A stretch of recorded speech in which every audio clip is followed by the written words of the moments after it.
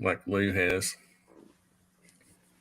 That was quick. Did it really go live that fast? I didn't even grab the We're drum. on. Hello, Rather. How are you doing? Oh, there you go, Alexei. All right, that was quick intro. I've got an intro. I just have to edit it every time I do the show, and it gets old. But I'm not that organized, I guess. I'm here with Rather Be Sqidding and Alexei Novitzky, and I always have fun with you guys. Likewise. Thanks for having me, Tony. There was a long pause there. I thought you were going to keep talking. Y'all are like, when did we have fun? Can't remember. It's always a good time here at your channel, Tony. I wanted to catch up with you, Rather, and I had some notes. We were talking about earlier how I had wanted to talk about the state of the UFO Union, and because I feel like we're kind of in a are we in a lull? It seems like we're in that lull where people are getting so anxious they just want to. Maybe this is when the sparring begins. We have to spar now since there's no real action. But yeah, I mean, throughout 2022, we really didn't get any really new evidence that we can really sink our teeth into that I'm recalling off the top of my head. No new cool videos or anything like that. And I think that most of us, or at least I, was really looking forward to the DoD Aero report, which was supposed to come out back in October, but actually just came out, what was it, like a week or two ago? And I think a lot of people were potentially excited for that report. It did seem like in the weeks and months up to the release of the report, there was a lot of people kind of hedging and kind of saying, kind of cast doubt into the Aero report. And lo and behold, it comes out, and it lets a lot of people down, right? My reading of it is that it, kind of shows that we don't have unambiguous weirdness in our skies, or at least that we've been detected. And I think a lot of people take issue with that and are saying that, oh, that's, more obfuscation and more, trying to hide up the issue. Whereas it kind of seems to me that that's probably where we are. And I think that that's just is the state of the UFO Union of 2023, is that, now we have awesome infrastructure in place to report on UFOs. The goal of diminishing the stigma of UFO reporting seems to be working. We're getting more UFO reports. So when there is, something cool and unambiguously weird in the skies, I think that we'll be able to capture it now. But I don't think that we have that evidence yet, which I think has deflated a lot of people in the UFO community. I know there's a lot of rumors about 2023 being a really, big year for ufology. I'm not really sure where those rumors are coming from, or if there's anything behind them. I hope so. That'd be great. I'll tell you about an email I sent Lou Elizondo. Yeah. Well, what's he saying? Well, first of all, let me say this, because I know a lot of people think I'm, I don't know, an old codger or something. But you have to remember, I've been around for a lot longer than some of these younger people have. And I've seen our government, waste money and say things they're going to do and never do it and blah, blah, blah. So when this new congressional office came, I was like, oh, I'm so excited, And I know, Lou, especially back when you all were doing the big phone home, I had to muster up support for it, right? Because I'm thinking, what do we expect from politicians, So I really wish that all the energy that was put behind that could be put behind. And I know it's not the same kind of energy, but getting behind, private, efforts like, Avi Loeb's, project where he's going to go recover the meteor, that kind of thing. So I don't know exactly where I'm going with that, but I guess. Well, yeah, I mean, I agree with you, right? Like, it'd be great if there is something really unambiguously weird going on in our skies.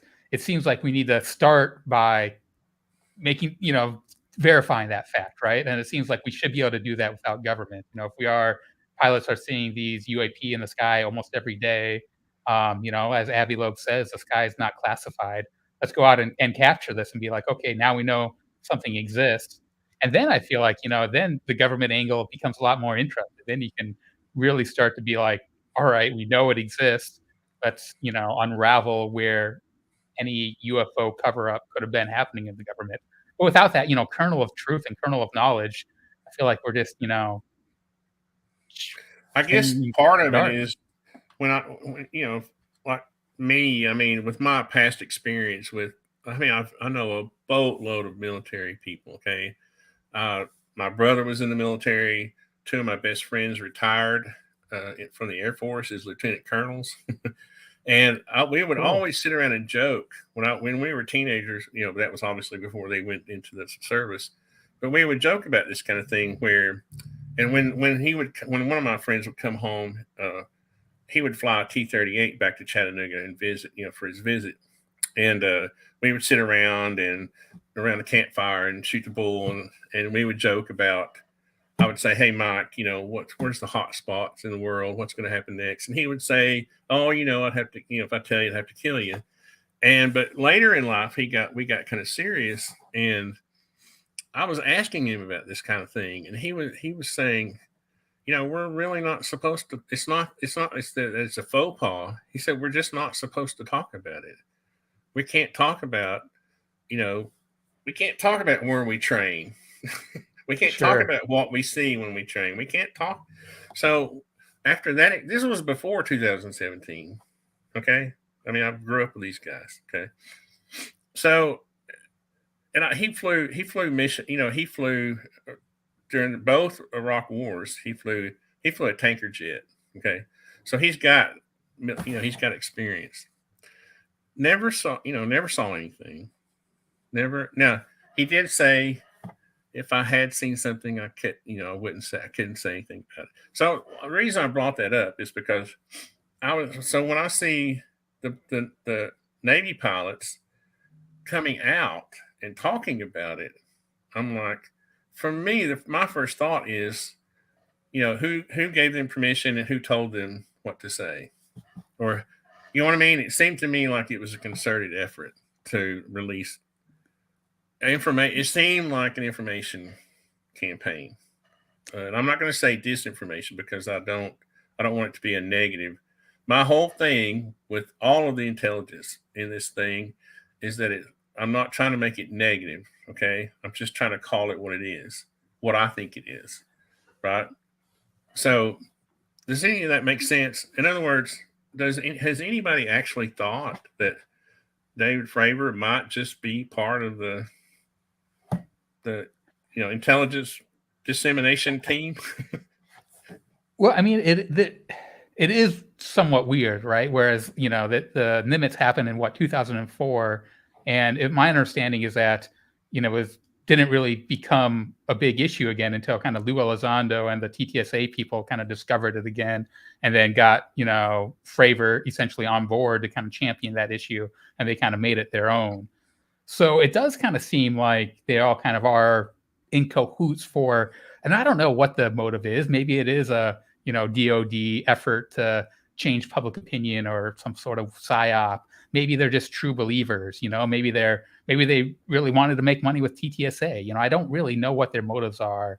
But when you talk about, just strangeness around that group of people, I think that since the last time we talked, there have been reports of people who have Fravor on tape saying that, he thinks that it's all fake and, not real. And so if that's true, and that's coming from, apparently Sean Cahill, another kind of, insider in this tight knit group of people who are, giving us all this information. If that's what Cahill thinks that Fravor believes, boy, that even adds another really weird layer onto what's really going on. And I don't think that I totally have a handle on it, but I don't think that we know all the information.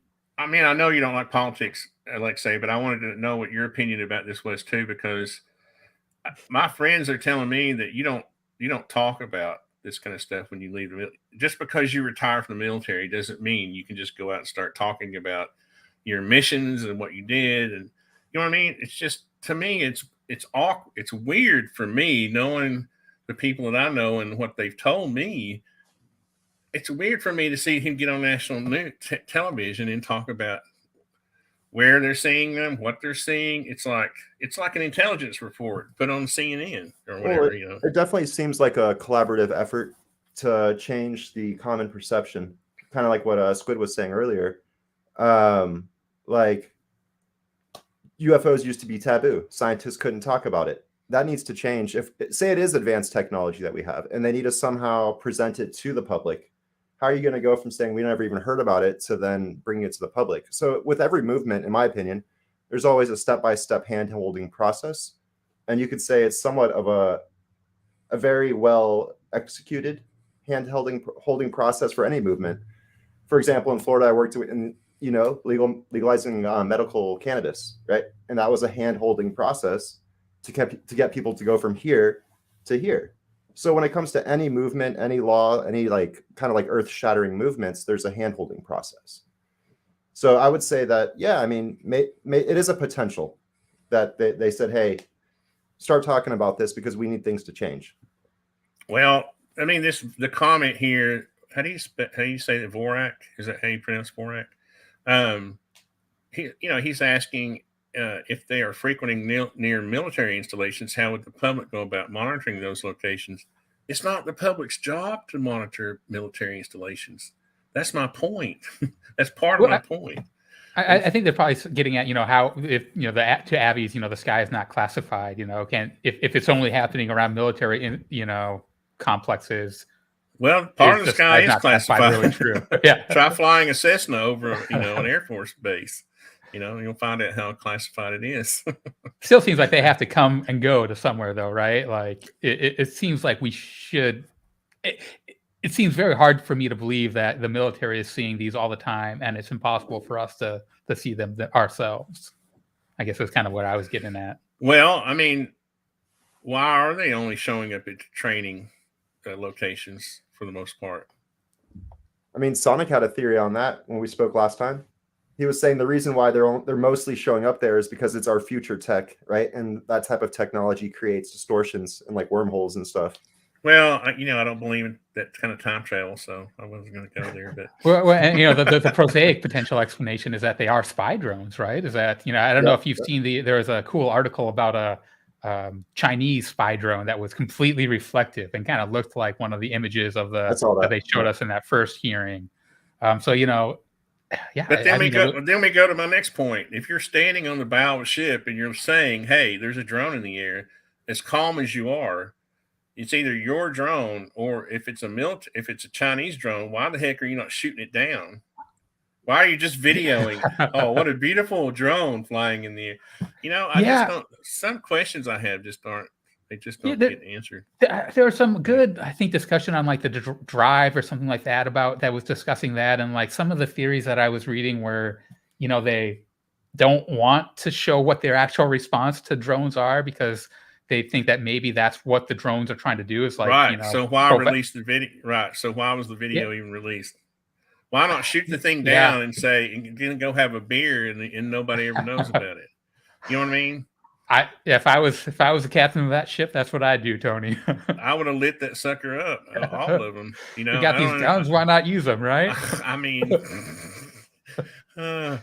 mean, you've got cannons, 20 millimeter cannons that shoot like 600 rounds per second or minute or whatever. I guess there's a very small chance that you might be triggering an intergalactic war doing that, but I would dismiss that possibility. I think they can dodge bullets if they can go through dimensions, or travel light speed. But I don't know. I just have all this stuff runs through my head, and then it becomes kind of humorous to me when someone gets excited about Congress looking into it, because Congress isn't going to know. These people are elected for 2 to 4 year terms, right? They're not going to know squat. I'm just telling you. No deep, dark intelligence, is going to make it, to Tim Burch. God bless him. He's my, he's a Tennessee representative, right? He's just out of my district. He's not. I wish he was in my district. I could probably get an interview with him, but I don't think. Do you really think I don't think he's been read into anything, really, right? Yeah. I mean, I think that he's probably hearing the same reports that all of us are hearing. Maybe people like Gary Nolan and Eric Davis are probably have his ear, and they're it's probably easy to be influenced by them if they are, telling you stuff that you assume is, totally based on fact and verifiable when in fact maybe it's not. And I tend to trust that the government would tell us if they find unambiguous weird stuff in the air. I don't think that we're gonna get the secrets of any secret projects throughout the years. I think that's going to be very hard to pry out of the government. But when you say government, you mean military or Congress or politics? I guess both. I guess just as far as I'm definitely not surprised that the military would never admit. See, this is what's fishy to me. The military usually would not admit that something has a capability that it can't. Right? It usually wouldn't make that public. Right? You always want to wait those 30 years, right? You want to have the most advanced tech. So you're not going to show people the most advanced tech. You're it's just the whole thing. That's why it's fishy. Yeah. I smell fish. But I don't know. Yeah, I mean, I personally, I think that if they did find something that was acting unambiguously weird with multiple sensors, I feel like we would get that in the Aero report. And I guess I feel that way because they kind of implied that they were, headed that direction with that first preliminary report. It sounded like that was kind of, in their vagary of unclassified data, it seemed like they would have been willing to say that. They didn't directly say that. They said that multiple sensors detected objects, not that they detected. So we're weirdness. Willing to believe that the military is just in the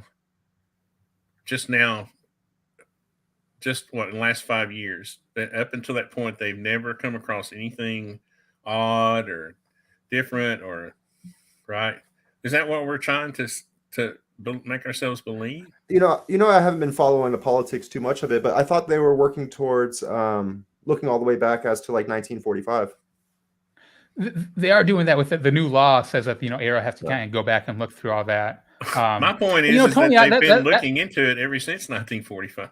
Yeah, I agree. Well, presumably, if you kind of take what's happened since 2017 on its face, it kind of seems that before 2017 there was a stigma and people wouldn't be reporting things because the government was like, hey, you might have a screw loose or something. So people weren't reporting it. It wasn't taken seriously.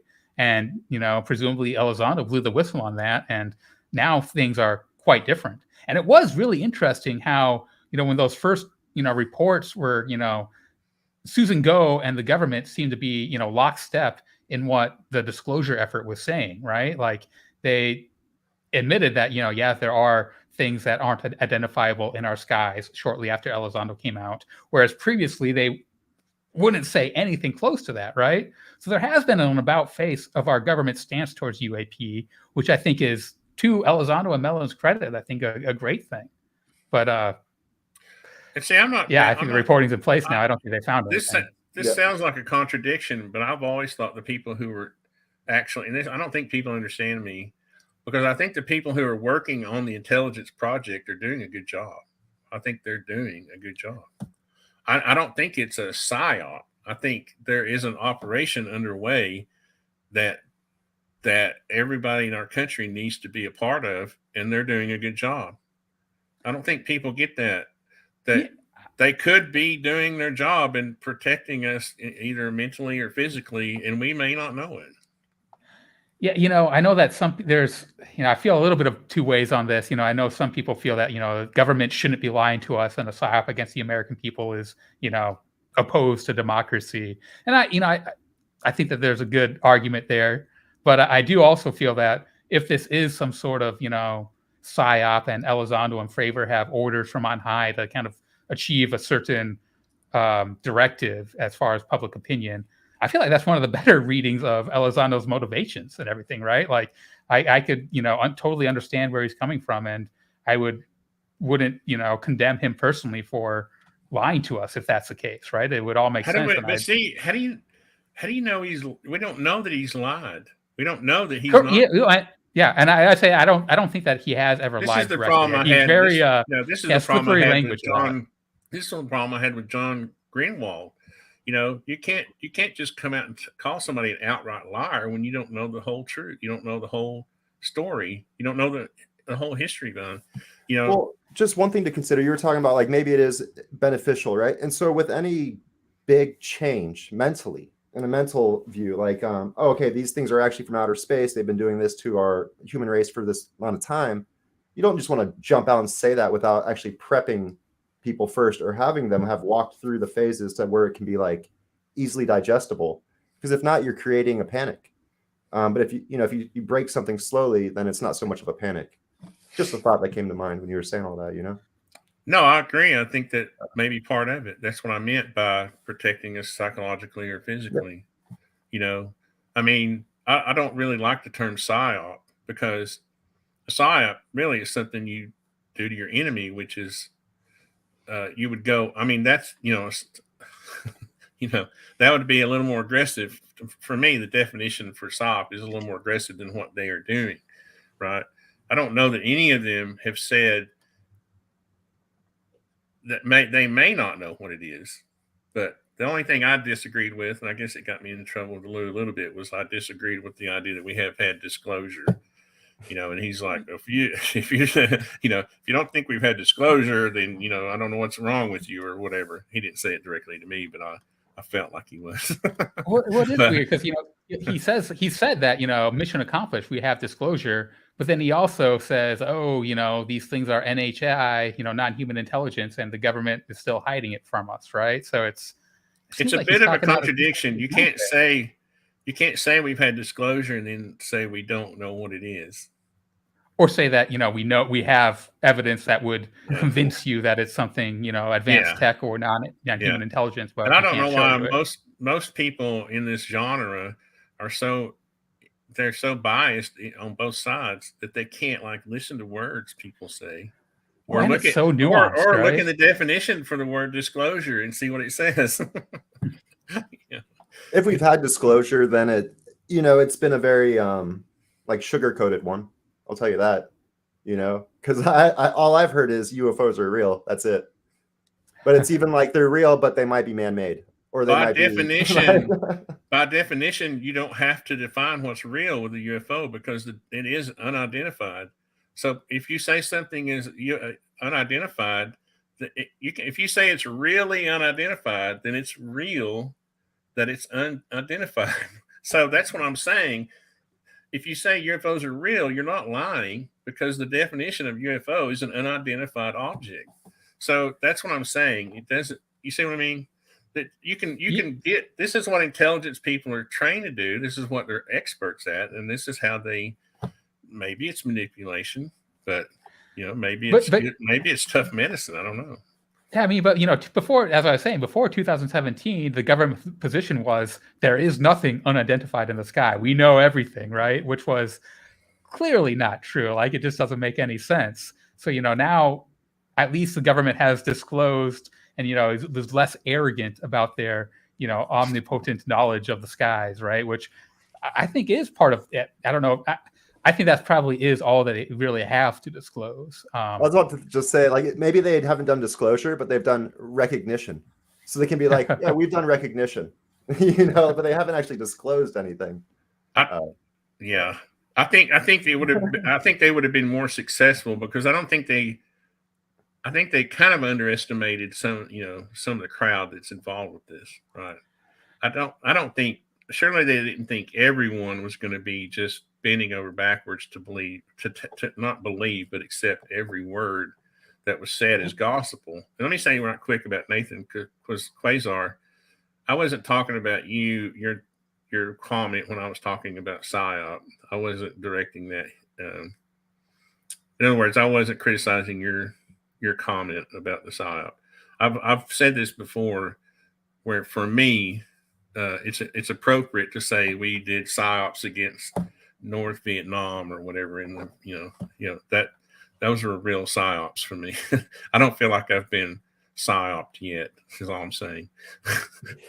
So well, I don't know if you want to follow me into a little bit of a conspiracy theory territory on the PSYOP angle. I did always find it weird that whenever anyone asked Lou Elizondo if he was running a PSYOP, he would say, "No, I'm not, because lying to the American people is illegal, and I wouldn't do that as American citizen." But then you look at who Elizondo has this close relations to, and it is pretty much people in the UK, which seems weird because the USA it's such a bigger UFO community. Why is he, so tight knit with all these UK people, and why is the Liberation Times and Chris Sharp of the UK, why is that his mouthpiece? And then you hear reports of him showing secret videos to some of these people on overseas videos where he's not doing the same to American citizens.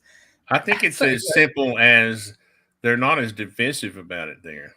I honestly think that there's such a divisive atmosphere here in the States regarding this that, I mean, it's like if people don't get the answer, they go out on this, a killing campaign, I feel like it's also more of a global effort that's going on. Like we've been following the United States effort to quite a degree, but the global effort hasn't really begun. So I think it might be step 2. You could say like step 1 was get USA moving. Let's get them rock and rolling. Let's get them to do something. Now maybe step 2 is let's spread this motion to the rest of the world. Yeah. I guess though, if that's the case, then it still seems weird that Lou Elizondo, a former government official, would be the one that's the UFO ambassador to other countries, and it's not a more official thing. No, right? I get what you're saying. I get what you're saying totally. Well, but you can't have some political an actual ambassador, right, who's appointed by some politician. That's one thing I liked about the fact that it was Lou, was that he wasn't that involved with politics. Right? I think they purposely did that too, because I know they knew people like me certainly wouldn't trust some kind of political envoy. And it is cool that the UFO issue is one of the few issues where you could talk to people on both spectrums of the political spectrum and still have fun, interesting conversations, and people aren't necessarily at their throats about. Did you say like fun? Oh, yeah. At times, Tony. Yeah, this is fun. I'm just kidding. If you stay off Twitter, it's fun. But I don't know. I've always liked Lou. People get the wrong impression too. I mean, to be an objective person, you can't. Being objective doesn't call for agreeing with everything that someone says or does, right? So, I mean, like I said, I think he's doing a good job at what he's doing. Now, you may say, well, what does that mean? Well, I think I know what it means, but well, there's an end result that they're looking forward to, right? What's that? I mean, with any plan or any business strategy or any marketing, right? You have where you start, where things exist now, and then you also have like the end state where you want things to be. And if they really are trying to get to like that global disclosure, then it's step 1 America, step 2 other countries, step 3 everyone else. Now let's trickle out some technology. I'm just kind of like collaborate, talking or whatever. I'm not really. Well, I don't think. I'm sorry, I didn't mean to interrupt you. I don't think it's a coincidence that the country with the most powerful, largest, most powerful military is kind of in charge of some kind of intelligence operation.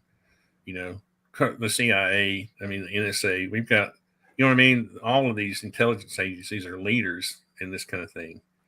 I mean, so if they aren't drones, but there are drones, and we want other countries to think that they're UFOs, so we can fly our drones over there. No, I'm just kidding. Well, I mean, that's a possibility. I mean, why else would you fly your drones over your ship and someone record it and they're perfectly calm and then pretend it's a UFO?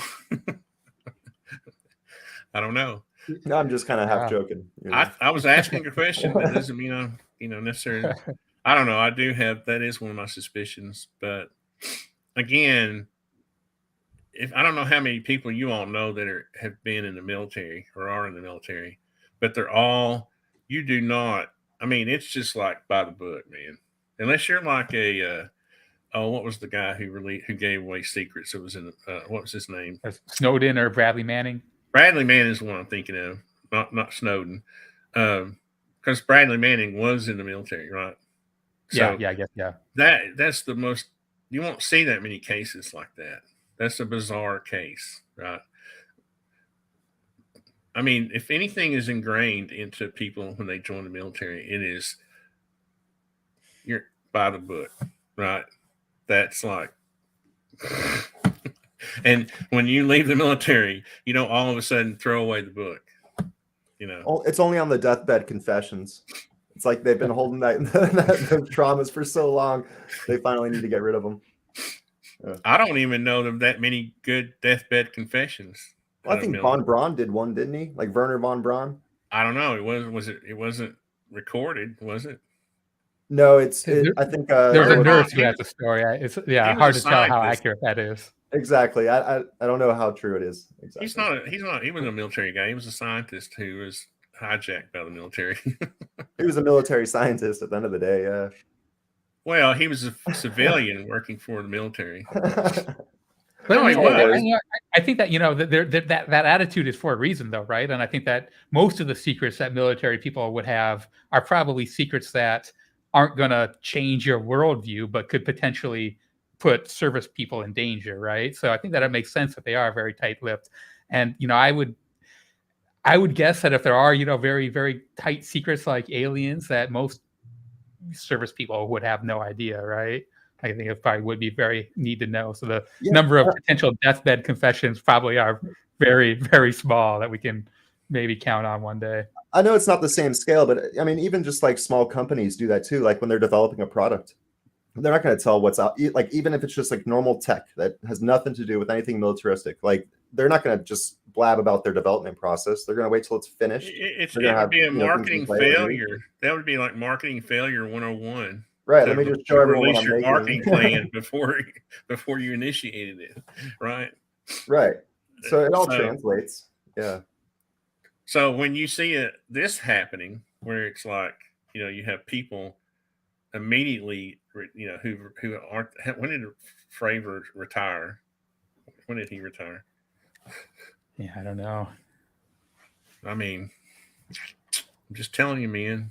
Just telling you, something's fishy. Anyway, this is the kind of stuff I like to talk about. I don't like to talk about, I can't wait till the report's released, and I'm gonna, count the days until because I predicted. I hate saying I told you so, but and I'm not really, because nobody can predict the future. What was it, about 3 months late? Yeah, but I mean, the report it was released, but it was really not. It was just updated with a few sighting or whatever, how many extra sightings. There was really no real information in there. Well, it seems like there was less information. Really, the only thing that I really took notice of, and I'm curious to hear both of your opinions to see if you agree or disagree with me. But in that preliminary report, they had big sections. They made a note saying that 80 of these unidentified cases had multiple sensor data associated with them, and it kind of implied that it was sensor data that showed weirdness. But if you actually look at the language, it really just says that there was multiple sensors that confirmed it was a physical object. Within this next report, there's no such language. There's no language saying that there's multiple sensors detected against these unidentified objects. And some of the other reports that I've been reading around this kind of seem to imply that a lot of these, if not all of these unidentified cases, are cases where it's a visual description, just a report from a pilot without a lot of other verifiable data to actually be able to go and attribute a characterization for these reports. So I'm thinking that we have even less information. Previously we thought we had unidentified with multiple sensors associated with them. It doesn't seem like that's even the case anymore. So I feel like we've kind of gone a step back from, proving that there's unambiguous weirdness in our sky. Government agency sounds familiar. Going backwards. The first thing that actually comes to mind when you say that, though, is that it is interesting. You would think when they have like the visual cues that they also get the radar data.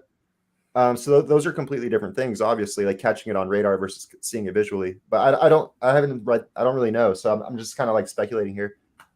There is technology that exists to make blips on radar using laser systems. Yeah. Right? So, I mean, it's hard to say, in my opinion.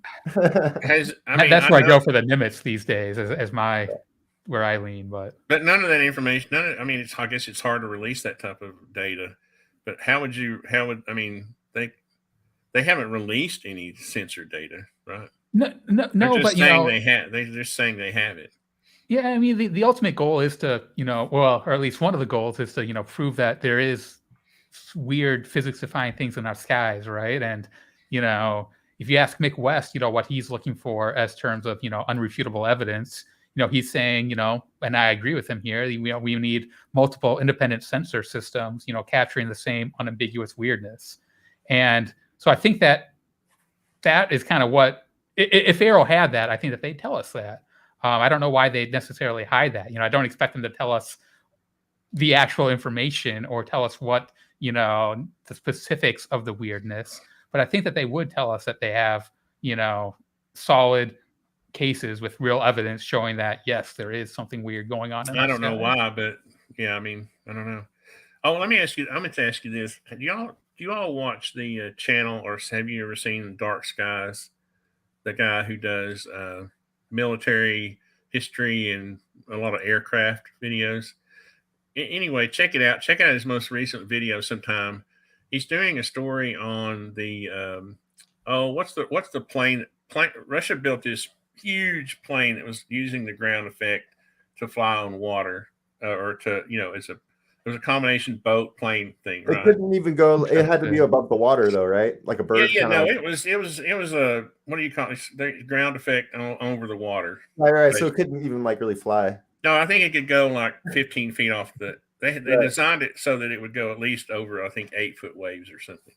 The thing that struck me though was, and he didn't go into detail, but halfway through it, he said, the United States discovered this thing, sitting, parked somewhere in the Baltic Sea or something, or in a port, with satellites, right? We saw it with satellite imagery, and it just carefree said, yeah. And so the U.S. military started developing a drone system to go spy on it. This was 1967. Huh. Right. And I'm thinking, oh, he's going to show video of the drone. He never did. I wonder what the drone looked like in 1967. And then we know what some drones look like now. They were controlling drones back in 1960s with ham operator radios. They had different broadcasting stations and they would fly them around the Earth. I mean, allegedly, that's how John Searle flew his levity disc around the Earth. He had I know, but if you take that principle of exponential improvement in technology, where are we really still using drones that just look like planes with little propellers on the back of them, or do we have other types of drones? Do we have better drones that fly really fast? From what I understand, right, the military is always about 30 years more ahead.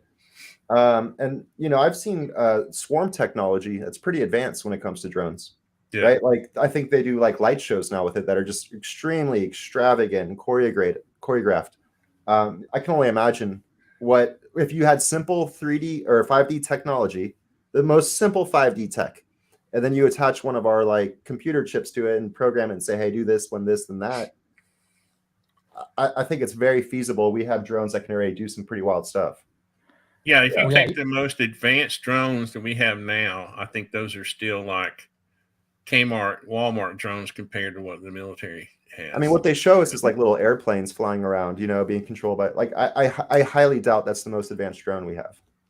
Well, even you mentioned swarm. You could, with a swarm of drones at night, you could really make it appear like you're doing something really crazy, right? By just turning the lights off, and then somewhere else the same type of drone turns the lights on, and you're like, wow, it just teleported, right? When in fact they were two different objects. Pattern. Yeah, 100. I didn't even think of that, but yeah, you put 100 drones in a spot. Now you can do whatever you want. Yeah. I asked Lou about this. I almost forgot to bring this up, and I won't show the exact email, but because I didn't really ask him, and I apologize, Lou, if I'm not supposed to talk about this. But I did. I was kidding, and I said, out here on the back of my property, I have this, another 200 or 300 feet in the woods, I have this embankment. I was thinking about building an earth home there, just for the fun of it, because I've never built one. I've been building houses for 40 years, and I've never built an earth home, so I kind of wanted to build one. And I said that I've heard about this 2027 thing. Do I need to go ahead and build my earth home? And he's basically said, "Nah, I wouldn't worry about it," something like that. It wasn't. And so when I hear that kind of thing versus this John Ramirez thing about 2027, I don't know. I'm real skeptical about this 2027 thing. Yeah, John. I mean, John Ramirez seems like a nice guy, and I think that he has solid. He believes what he believes. But what kind of rubs me the wrong way about that whole story is that I feel like a lot of people put what he says up on a pedestal because of his CIA career, when it seems very clear to me that none of his knowledge or none of his beliefs come from secret CIA knowledge. It all comes from his understanding of ufology, which sure, to each their own, but I don't think you can really read that, he knows the secrets because he was in the CIA.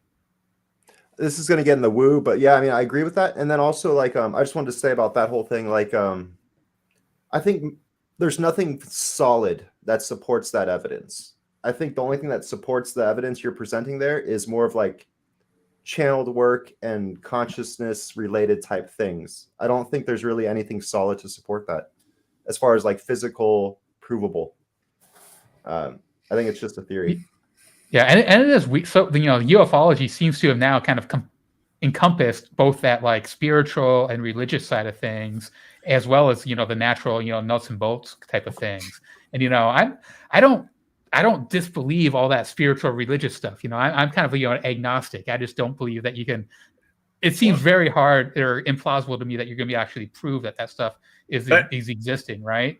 Whereas the nuts and bolts stuff really interests me because I feel like we can get to the truth there. Yeah, I mean, in my opinion, I've really tried, not necessarily to prove the spirit, but I describe how spirit relates to science, right? And how it all relates to a primary vortex related to the Fibonacci spiral, like energy drifting in. Bradley does a very similar thing, talking about the black hole. But as far as being able to physically prove it, I think that's extremely challenging. Like, that's where I'm at. Like, let's try to figure out a way to actually prove that. The thing is, I grew up in the church. Okay, the church, the Bible doesn't. The Bible basically says, "No man knoweth the hour." I mean, it's very.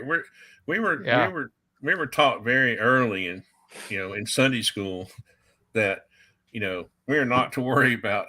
This is not something, because they were worried about kids going into the sermon and hearing hellfire and brimstone, which my church didn't do. We were a little more progressive than that, but I think that's why. And so we would get these lessons about, no man knoweth if you're talking about spirituality, a lot of it is misrepresented on the internet. That's my true feeling, is that the spirituality a lot of people are talking about on the internet is just, it's just kind of made up for the sake of having the content, right? There's no religion that says that, is there? Do you know a religion that says, "Oh, on January 2027, Jesus is coming back"? No, not religions, but sciences and lost technologies, and it's in essence, in a way, like the whole like Hindu thing is based off the Yuga system, and that's based off of like during the precessional cycle, there's these different energy spectrums we go through, and like the only way I've been able to scientifically relate that is through like the circadian rhythm of the human, and then also the creation of a hydrogen atom, because they all follow that same pattern. So it's like there's this pattern that everything takes. But so that's not really religion, though. I think that's more of like a philosophy of spirituality. I don't know. Yeah, I wasn't trying to equate religions like Catholicism, Hinduism, Christianity. I wasn't trying to equate that with spirituality, because I also believe that religions are just religion is just the organization of humans who believe in something, right? I don't believe religion is related that much to spirituality. But all I was saying was that the faith of billions of people on this planet do not predict the end of time. They don't predict a date for the end of time, right? There have been individuals who have done that, and they've always been wrong, obviously. How many people have predicted the end of time? I don't know, because time ends. So there's no one left alive except for the few thousand. No, I'm kidding. And no future time traveler has ever come back and said, oh, sorry, the world ended on this date. You know, there's so many paradoxes that I don't think they've ever predicted like an end of times, but they've definitely predicted shifts and like shifts, like going from Stone Age to this age to this age to, it's hard for me to describe, but from in the last 100 years, I mean, we've gone through a shift, right? Electrical shift, you could say. I don't know. That's all I really have to say about it. Well, okay, so I mean, and you don't necessarily have to be, you don't have to be religious to kind of be able to tell that there might be a shift coming up now too, with like AI and just, you know, all sorts of, you know, stuff coming up. It does seem like that seems like an obvious shift, right? Like AI is about to, oh, sorry, I didn't mean to cut you off, but I agree with you. That seems like a solid shift that's easily predictable. Like that Chat GPT is everywhere now, right? That's kind of like what you're getting at. I laugh every time somebody gets worried about AI. You know, I don't know if you saw my video where I asked Chat GPT about how many shingles it would take to roof a house, and it said 132 shingles, and it was 132 bundles, not 132 shingles. And I wish I had it. I wish I had it handy because I corrected it. I said, "Did you mean 132 bundles?" And he said, "Oh, excuse my, you know, let me make a correction. You're right. I meant 132." So, I mean, it's garbage in, garbage out, right? I mean, so I think it's going to be another 50 years before we have to worry about, maybe 25 years before we have to worry about AI taking over but well, that's Chat GPT. Like, what if you have to actually like pay a couple $100 to use it? I mean, I don't know. I'm just saying. Well, I mean, I think the ultimate AI is going to be one that is allowed to have user, you know, all of these artificial intelligences don't allow for user to learn from the actual users. The data sets are entered by a few humans. So that means you're getting knowledge from just a couple of humans, right? Or from Wikipedia, which can be edited by my grandmother, you know. So, I mean, what are we actually, what are we afraid of? Were we afraid of the collective knowledge that man has at this point in time? Because that's all you're getting out of ChatGPT. And yeah, I don't really buy into the fear, but I do think that it'll be a enormously useful tool for people to use. And I think that, you know, it'll be the consequences of that. I think there'll be positive consequences, but I don't think that we totally can wrap our heads around, you know, what that might open us up to doing. If, you know, we can offload some of our mental, you know, computational cycles to Chat GPT or AI, you know, where does that? Oh, I was going to create an app for contractors. That's why I checked it out. I was like, I'm going to create a, you know, an API or something, you know, or whatever.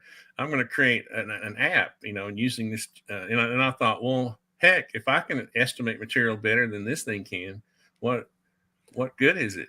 You know, I want to bring up 3 different cases I've heard of Chat GPT that came to mind that just like made me laugh, because these are actually things that my friends have done. And this is like, these are things they've used it for. My first friend didn't get the job at first. And he's like, Chat GPT, write an email to my boss who I was applying for a job for. And like, I wasn't going to get it. So Chat GPT writes an email. He sends it to his boss. Now Chat GPT, the boss emails him back. He got the job. The next guy. Really? Yeah, totally. The next guy is like, Chat GPT, write a poem for a girl that I want to go out with, but she doesn't ever give me a chance. Chat GPT writes a poem. He's now going out on a date with this girl. And then the third use, I'll tell the guy's name, Jay from Project Unity. He did a really cool discussion with Chat GPT talking about building a 0-point energy drive. And from my understanding, it was like everything the little Chat GPT was saying was pretty on point. It might not have had like the perfect details, but it was on point. So I think if the data sets get bigger and the algorithms become a little more intelligent and the right questions are asked, you can do amazing work. Well, I think to me, it's easy to build grammar correction into, right? Because it's like I'm writing this book and it's called Artisan Philosophy, right? So what I did was I took like half of the book and I put it in there. And these are the suggestions that I got. It's, you know, I was like, one of my sentences says nothing and everything existed simultaneously. And it said could be revised to everything and nothing existed simultaneously. So these are all the suggestions they came up with. Something about a rabbit in a hole. What was that? That was Where was that? Which one? What was that? Oh, I don't know. It was like 7th down, maybe. That was a rabbit hole. I had. Oh, that was a rabbit hole I had hoped to put off till sometime later in the book. Could be revised to, that was a rabbit hole I had hoped to put off until later. What? Oh, It didn't like the word hole. No, it said. No, it said. Didn't like sometime. Well, I spelled it wrong. It could have. I didn't. I spelled it WHOL, but it said. Its suggestion was that was a rabbit hole I hoped to put off. It wasn't that much different, right? No, it wasn't that much. I was just reading it. I thought it was funny that you were talking about like rabbits and stuff. I thought you were literally talking about rabbits, not lines of thought. Me, it's always going to be rabbit hole, not actual rabbits. Just kidding. But no, I've played around with it and looked at also extensively. I don't know, you all probably didn't see my post on Twitter when Midnight Journey first came out. I was a pretty early user of that, and I had a bunch of art. I also demonstrated how UFOs could be faked by just I had like 20 versions of one. I took an old, like the 1950s photograph and did some variations on it. It was awesome.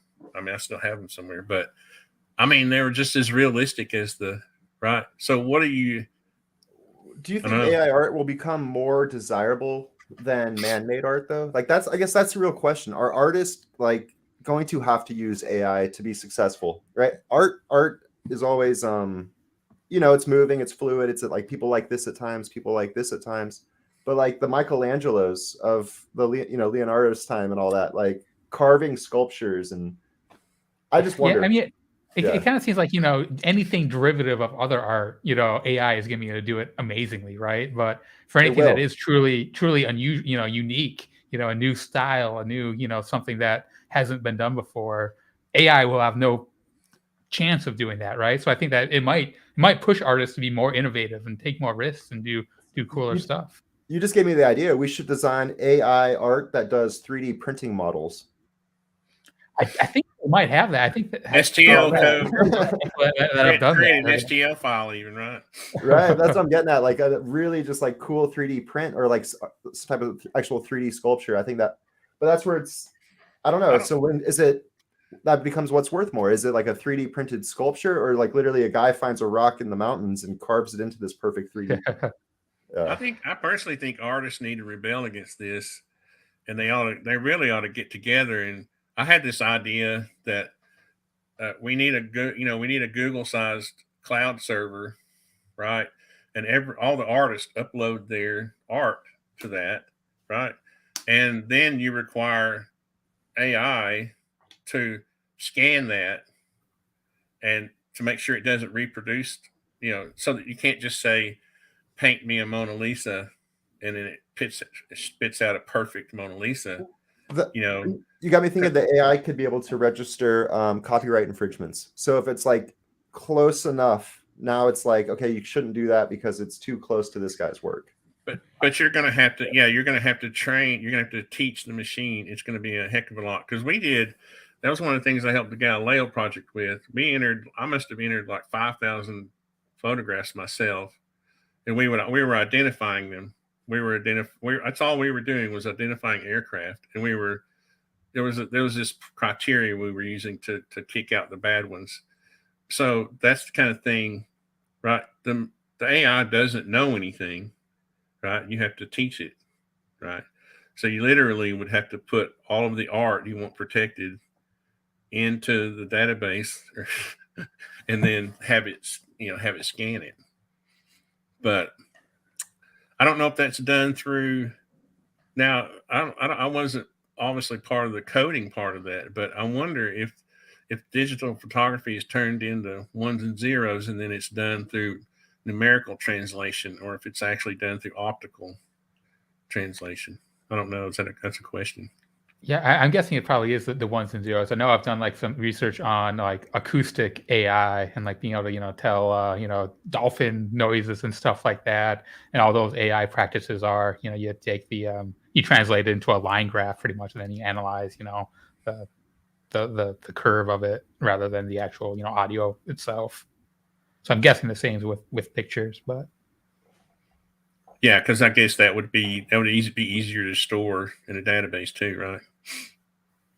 It's going to be really easy pretty soon to say, hey, AI, make me the coolest music imaginable for flying through different dimensions of space-time while encountering it. Yeah. And make it 25 minutes long. Post. I think that'll be happening pretty soon. I'm excited for the AI future. Dang it! I disconnected my. Well, I was having audio trouble earlier before you came in. And I disconnected my drive. I was going to show you. I had one of the things I did with Midnight Journey was because I love modern architecture. I was like, design me a 1950 style, one story, and it came. The problem is that it's so interpretive, or it's so, what's the word? It's so abstract that it won't literally. You would have to teach it to do like construction drawings, right? Architectural drawings are not art. Well, they are, but they're not, right? So that's one thing I think all artists, architects, painters, they all have to be worried honestly about this, because eventually they're going to be replaced by artificial intelligence. Yeah, I mean, there's always going to have someone who's interacting with the artificial intelligence, though, right? Like, I don't know if they'll. The customer.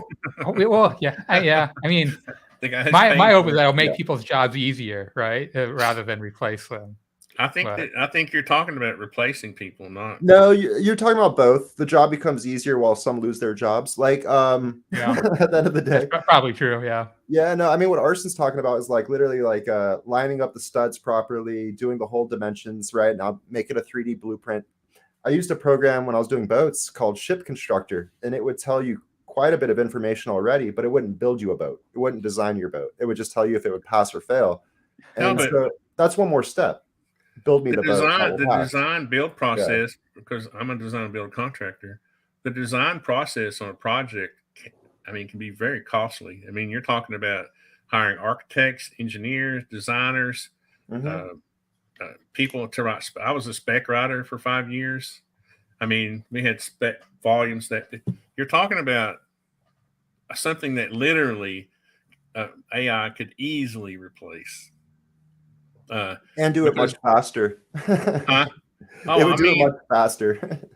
I mean, you're talking about, what I was wanting to do is develop an app where I could, enter a square footage, say I want 3 bedrooms, 2 baths, 1.5 story, and then you would have an archetype, right? I want a mid-century modern, or I want a contemporary, or I want a, Greek revival, whatever.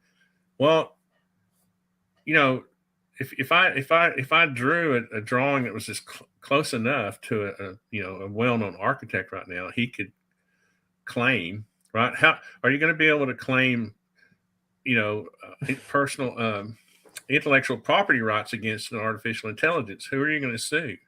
What are you going to do? These are a lot. You literally could replace people very easily with artificial intelligence. I mean, you could say, okay, you got to have an architect. You got to have one guy, the licensed architect, to stamp it. Okay, but really, at some point, the machine is going to know, whether it can be stamped or not, right? You could say I have to have a human involvement somewhere along the line, but I'm just talking about up to the point to where the project is bid or built, right? Obviously, well, by that time you'd have robots, right? Have you seen Boston Dynamics? Robot. I posted a video on Twitter the other day, but yeah, I mean, yeah, it's definitely coming. Like it could either be a horrible dystopian future where the 1% owns all the AI production and they make all of us useless and we have nothing to do, or hopefully it leads to a more utopian society where it frees people to do stuff, and that some of the benefits of all these AI somehow get back to the common person. But yeah, then now we start talking about politics, and who knows how the world will go. But I'm hopeful. Well, Swarmbot on the construction side would be pretty amazing. Well, yeah. I mean, that's a positive. Yeah, you could do lots of cool stuff with all this technology. And I'm really, I'm not one of these people who are afraid of the technology. I think it's cool. I'd love to have a couple of Boston Dynamic robots on the job site, right? yeah, I but mean, it will change things, and it will. I mean, There will be winners and losers, and people are going to have to adjust. Every time one of my crew guys gets on the roof, I'm worried about them killing themselves, literally falling off. Now I have a good I've never literally had any kind of accidents in my company over 20 years span that's been involved, but I got to knock on wood. If I had robots up there, I'd be like, whatever, dude, just it falls off. Of course, it would be probably more expensive to repair the robot than, I don't know. That's a morbid thought, but I was thinking about the drone harness. Huh? You know how they need to harness up, so you just have like a drone fly over them with like a harness that's holding them, and it follows them around. I wouldn't want to be connected to that drone. It malfunctions and go flying off into the abyss. Yeah. How did we get down this rabbit hole? I guess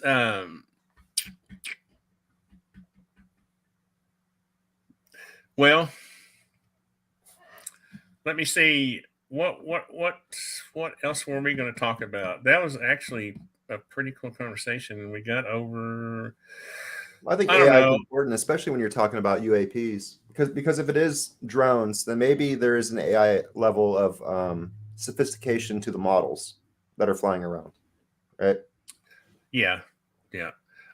I just think that we obviously have. I don't know that we have technology that can go from 80,000 feet to sea level in what was it, 8 seconds, or what was it? How many seconds? 0.8 seconds, I think. Yeah. Yeah, I was going to say 8 seconds seems like a long time. 1,001, 1,002, but or make right angle turns, or with no trouble. But we haven't actually seen the videos of that happening, have we? We've been told that. We've been told that. And it could be something that looks very convincingly like that. But yeah, like, Alexei, you're saying maybe it's a drone swarm where, they aren't the two different data points aren't actually the same object, or, there's a lot of, plasma, lasers and plasmas, there's a lot of potential doubt. I've heard that about balloons too, like where they have like a balloon can get bigger and smaller. I'm just kind of making things up. So back in the day, they could have done it with balloons. So now they see this one explode, this one, let's make this one puff up and go launch it. So there's millions of ways to fake it. I could do I pull a Mick West and fake some UAP pretty easy, but that doesn't help anyone, in my opinion. No, I mean, well, it shows how it can be done, but I feel like every time I have one of these interviews with you guys that I have to say, I have like a disclaimer. I do believe the universe is full of life, so I do believe that. Me too, and I think we should be watching out for it. I just don't know if something. My intuition tells me that this part of what we're talking about is not that. I don't know why. It's not. Yeah, I tend to. I don't think the same. In some ways, I think our government may be actually, I don't know, afraid of competition from other intelligence, right? Civilizations, right? Do they want? I don't know. I mean, I still want, I tend to think that if, the military or the government did find proof of aliens or non-human intelligence, the person who in charge who realizes that would want to find ways to get that out, because it would solidify their position in human history, right? It'd be, who wouldn't want to be the person that announces that we found alien life, right? That would be, the most glorious thing you could pretty much do in your career. And so I tend to think that people would want to announce it rather than make it a secret. But I can think of a lot of reasons why our intelligence agencies, the military wouldn't want to, I think that's a good point, but and a lot of people kind of have come out, but then it's like no one believes them. or like, Well, they don't have any evidence. What do you mean nobody believes? You can't right? If they had expect people solid to evidence, that'd be a believe. different story. Yeah. We got to get rid of this. Right? I'm not criticizing what you're saying, but I just feel like we have to get rid of this notion that we have to believe something. You know, I think it's time I want somebody to come out and say, I think, you know, and I'm going to show you. Right? Well, yeah, I want Lou Elizondo to tell us what this one sensor is so we can all look at the UAP and see it for ourselves, right? Like, if it's there and happening, we should all be able to verify it ourselves. And maybe what was he talking about? Didn't he say something about, I don't know, low frequency infrasound in one of our interviews? Alexei, were you there? Was that with me or was that with you and Chris? I think that was you privately. And then when we were talking, you once brought up the band, the different wavelengths to look at the UAPs with, like the infrareds. But then there's also the super low, like 1 to 4 hertz.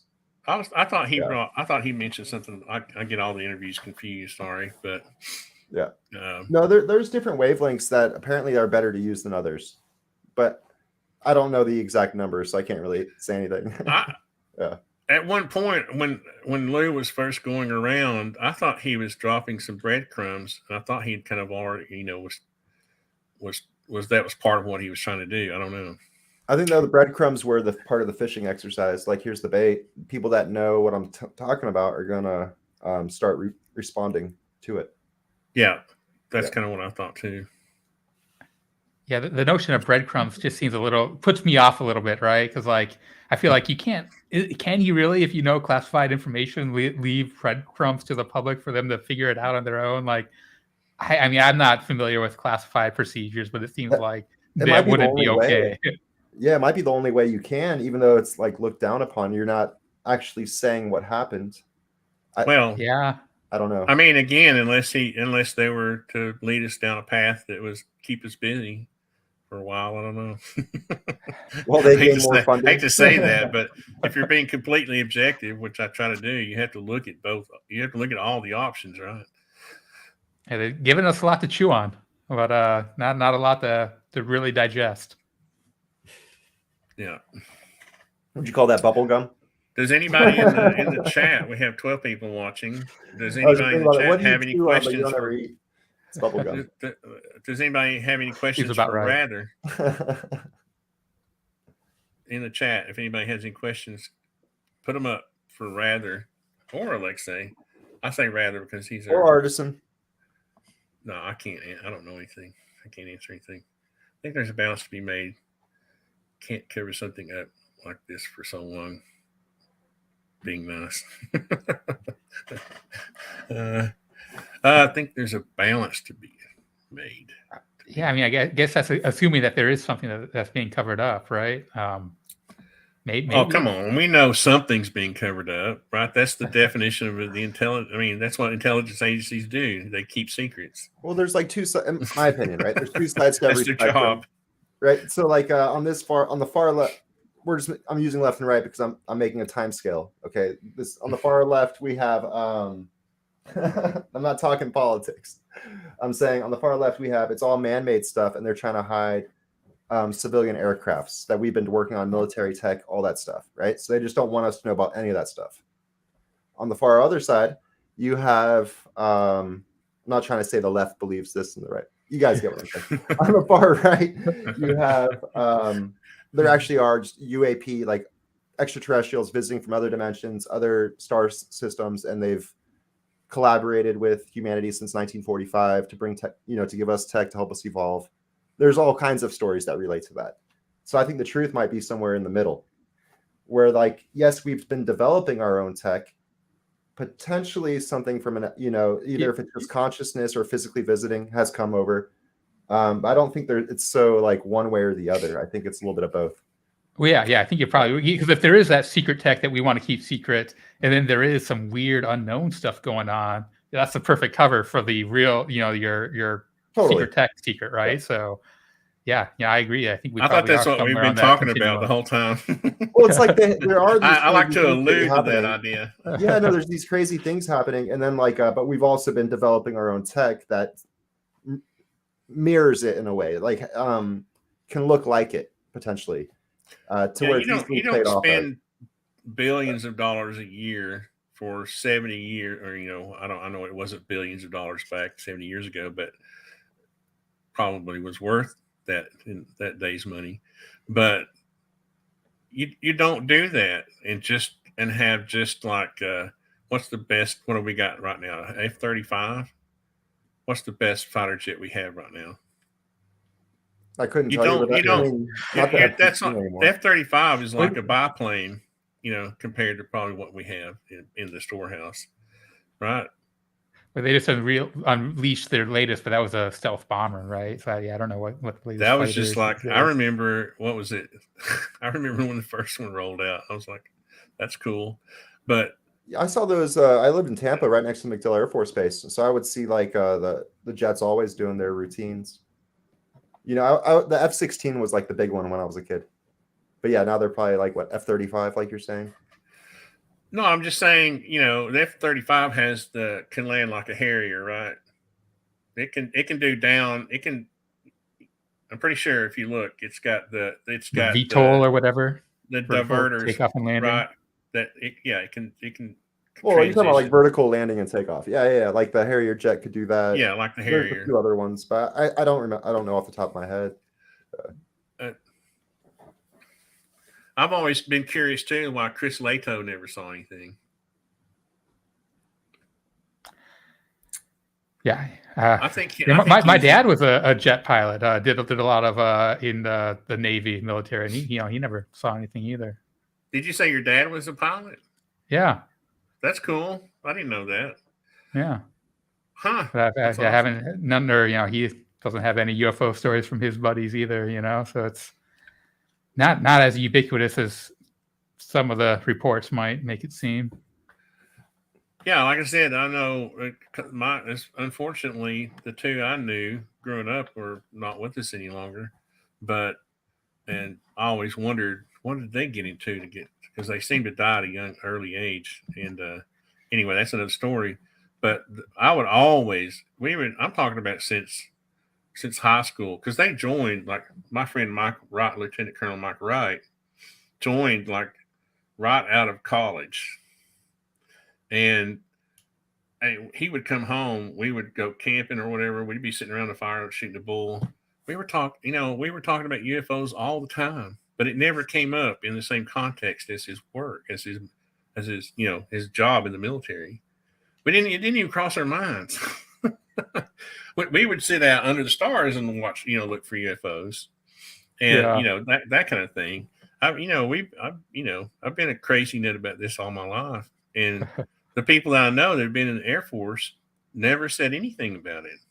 Of course, I was always asking about.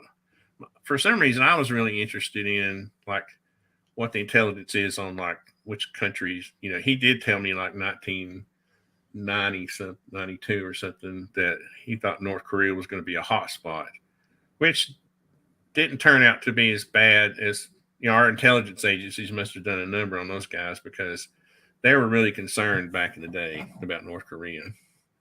But interesting. I think our intelligence agencies have done a good job, of putting that down, but that's why, having all that experience, knowing these people and understanding what they do, why do you think I'm suspicious of, now of this kind of thing? Right.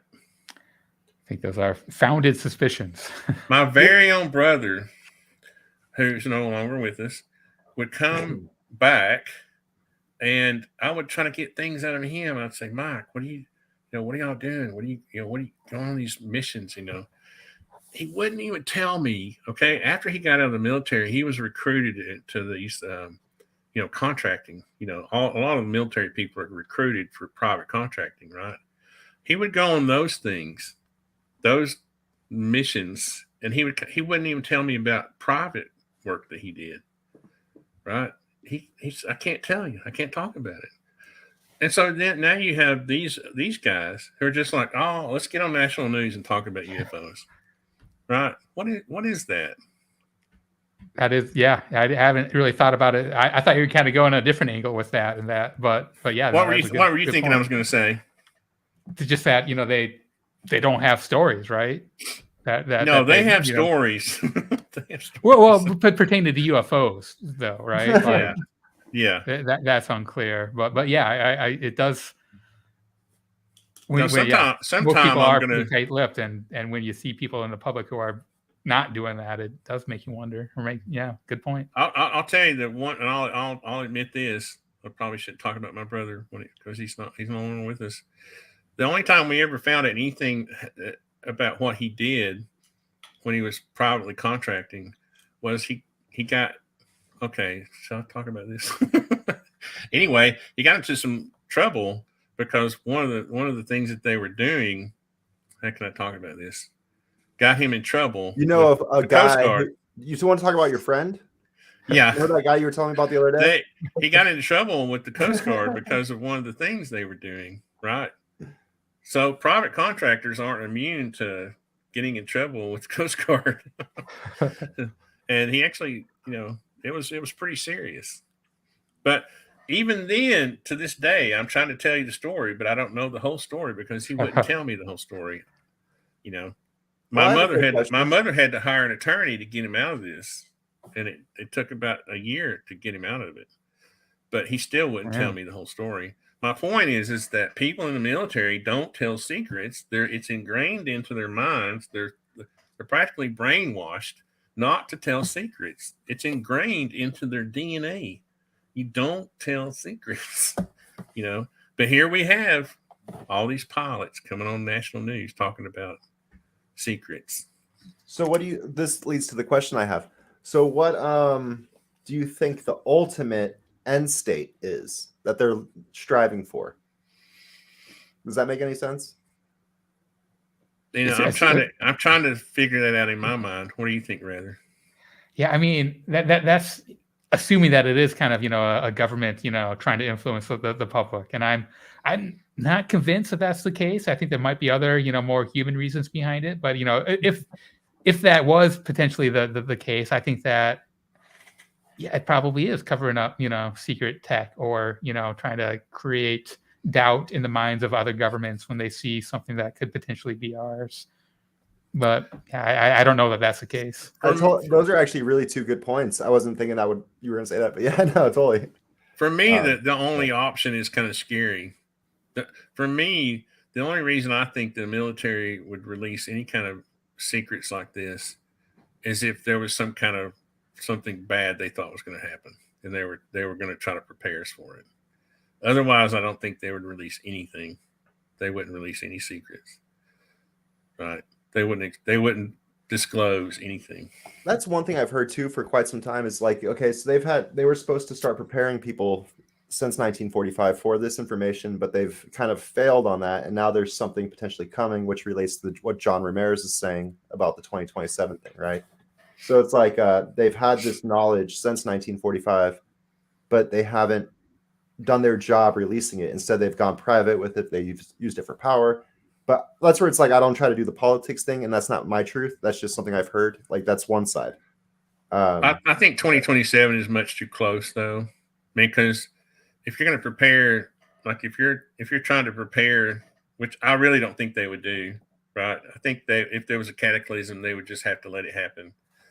Like if there was no hope for humanity, there's no way they would tell you 5 years in advance there's no hope for humanity.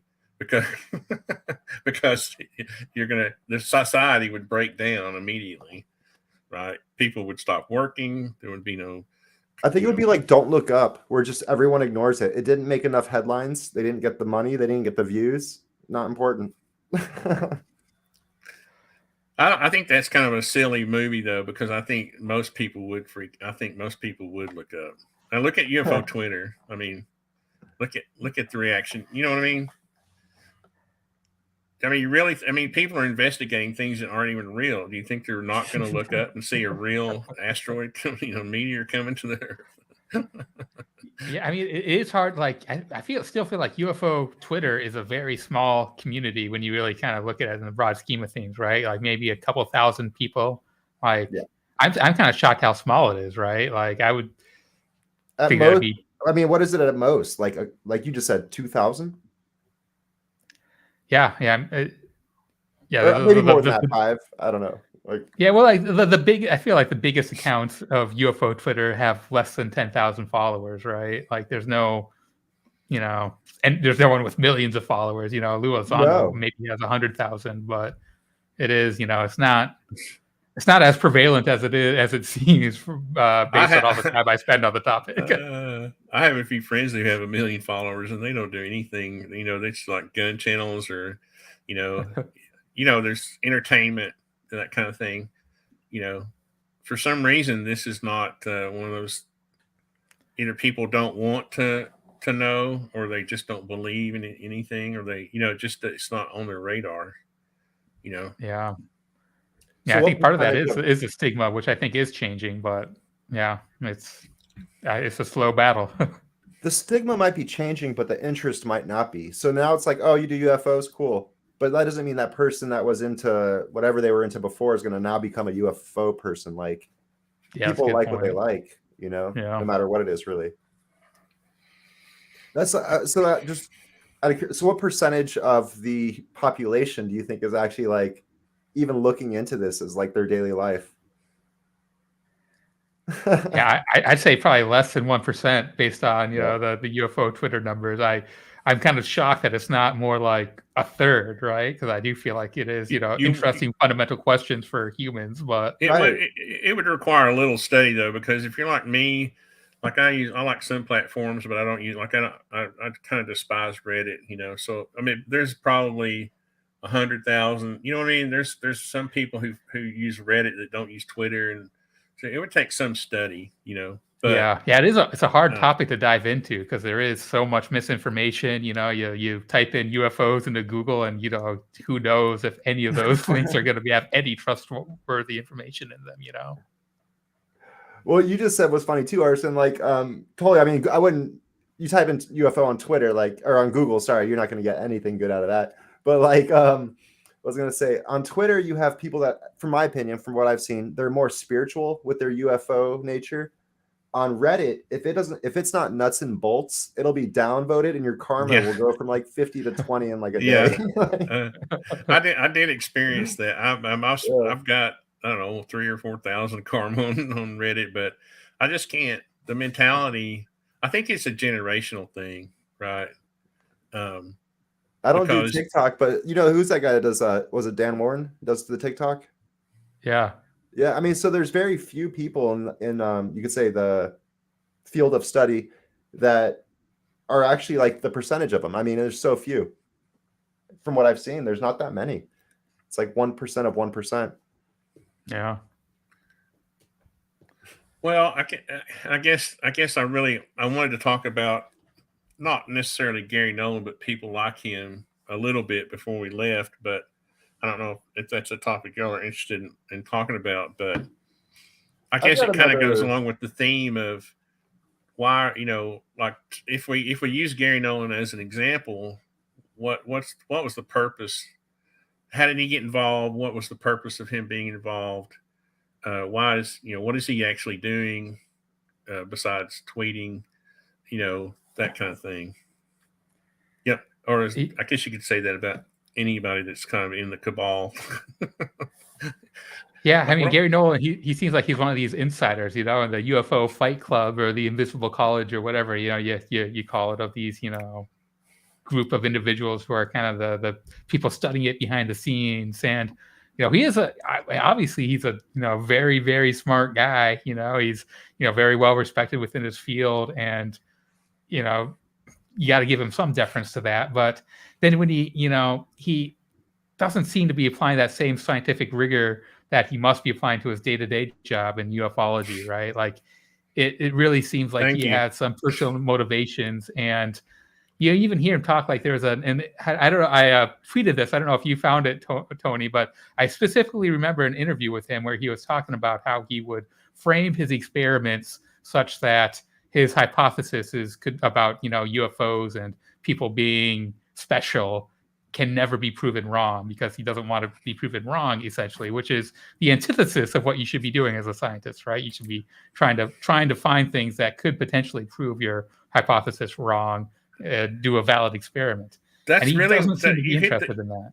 With me, you hit the nail on the head, because I don't understand you would have thought they would have gotten. I guess when I say they, you would have thought they would have gotten someone different involved that had more objective.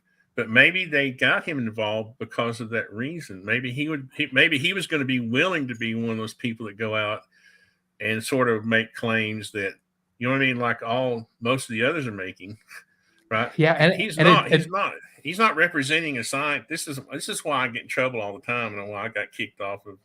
Anyway, I never because no, you can't listen to everything Gary Nolan says and think that he's he's doing this objectively. And I don't know. I guess my original question was who asked him? How did he get involved? Who asked him to be part of the team? I wonder. Does anybody know that? Well, I think that originally he was approached by like Stephen Greer as like for the Attica mummy, or I'm not sure if I'm saying that right, but that mummy, like testing that mummy was, I think, his first foray into this field. I guess I'm not sure about it. Maybe he was involved in the Invisible College and stuff before that, but it seems like he kind of got roped into that, and he's been an experiencer all of his life, so I can see how he would be want to engage in that. It does seem though that like in the last couple years, it seems like he's taken a more public face in the current disclosure efforts, right? Which I think might be kind of what you're alluding to. What makes him step up in this last year or two and be such a vocal voice. And it seems to me like he's a negative voice too. He's, there was that, faceless bureaucrat sock puppet account who was kind of a jerk to people. And now that it seems like almost at the same time that was retired, now we have Gary Nolan kind of doing that same type of behavior that I don't think is useful in this community, which is berating the skeptic and not really being willing to have a actual debate, and just blocking critics who don't buy everything that he's saying hook, line, and sinker. But I mean, who is he? I mean, I'm trying to ask this question, but who is he involved with? He's not a lone wolf guy out here, right? Isn't he part of the whole team? I think like Elizondo, Mellon, Jack Valet, Eric Davis. I think that all of these people are very tight colleagues and kind of in the same. But you don't get where I'm going with this. You don't get, I guess one thing that's odd to me it's about a him movement. Is something that, no, it's not a movement. It's an effort. There's no difference different word. To me, a movement is spontaneous. An effort is something that's organized. That's my difference. That's my. I mean, I get the feeling that someone was like, "Hey, Gary, be our attack dog." That's kind of what I get. Well, I want to just say real quick. Let me get my opinion. So I think that his remarks, you could say on Twitter, not being as professional as the other guys that are out more prominent in the scene, would be showing the human nature of who he is. Maybe that's planned, maybe it's not. I mean, this is very like I'm looking a little pretty far into this here, and then like I normally don't look that far into things. I was gonna say you have to be a part of this conversation. You have to. No, that's what I'm saying. Like I think that's just Gary being Gary. But then like as a professor of Stanford, you would most likely be very rigorous of the things you say. I don't think you would go out saying things if you didn't truly believe them. So then why hasn't that same standard of testing been done? Maybe that same standard of testing has been done, but it hasn't been disclosed. I guess what bothers me, what offends me, is that he feels like he doesn't have to have the same standard that he does with his peers as he does with the public, the UFO Twitter group, right? He doesn't go into the bar with his doctor friends and talk like, he doesn't talk to them like this, or they talk to each other differently than the way he's talking to people on UFO Twitter. And that's one thing I don't like. I want people to be themselves. I want you to be Gary Nolan at the bar, at work, at wherever you are on UFO Twitter. I want you to be the same guy, because I really don't think you're going, you're doing your daily job being with such vitriol and, with this sort of, what am I trying to say rather? You know what I mean? Because you have more experience with the guy than I do. Yeah, well, I think that, for me, giving him the benefit of the doubt, what I think might be going on is that Gary Nolan I think he said as much as that he doesn't just believe this stuff; he knows it to be true because he's an experiencer, right? Like he's had these experiences as a child, and I don't know if it was just his childhood experiences, if he's had ongoing experiences, but he in his heart seems to really feel like he knows that what the extent that there is something really real here. And I feel like that is a kind of a divide between believers and experiencers and skeptics. Whereas if you're coming from it where for a fact that this is true, maybe you do have that kind of attitude that Gary has. I'd suggest it's probably a more healthy attitude for you to for a lot of experiencers to kind of look within themselves and really question their experience and see if there is other potential explanations for it.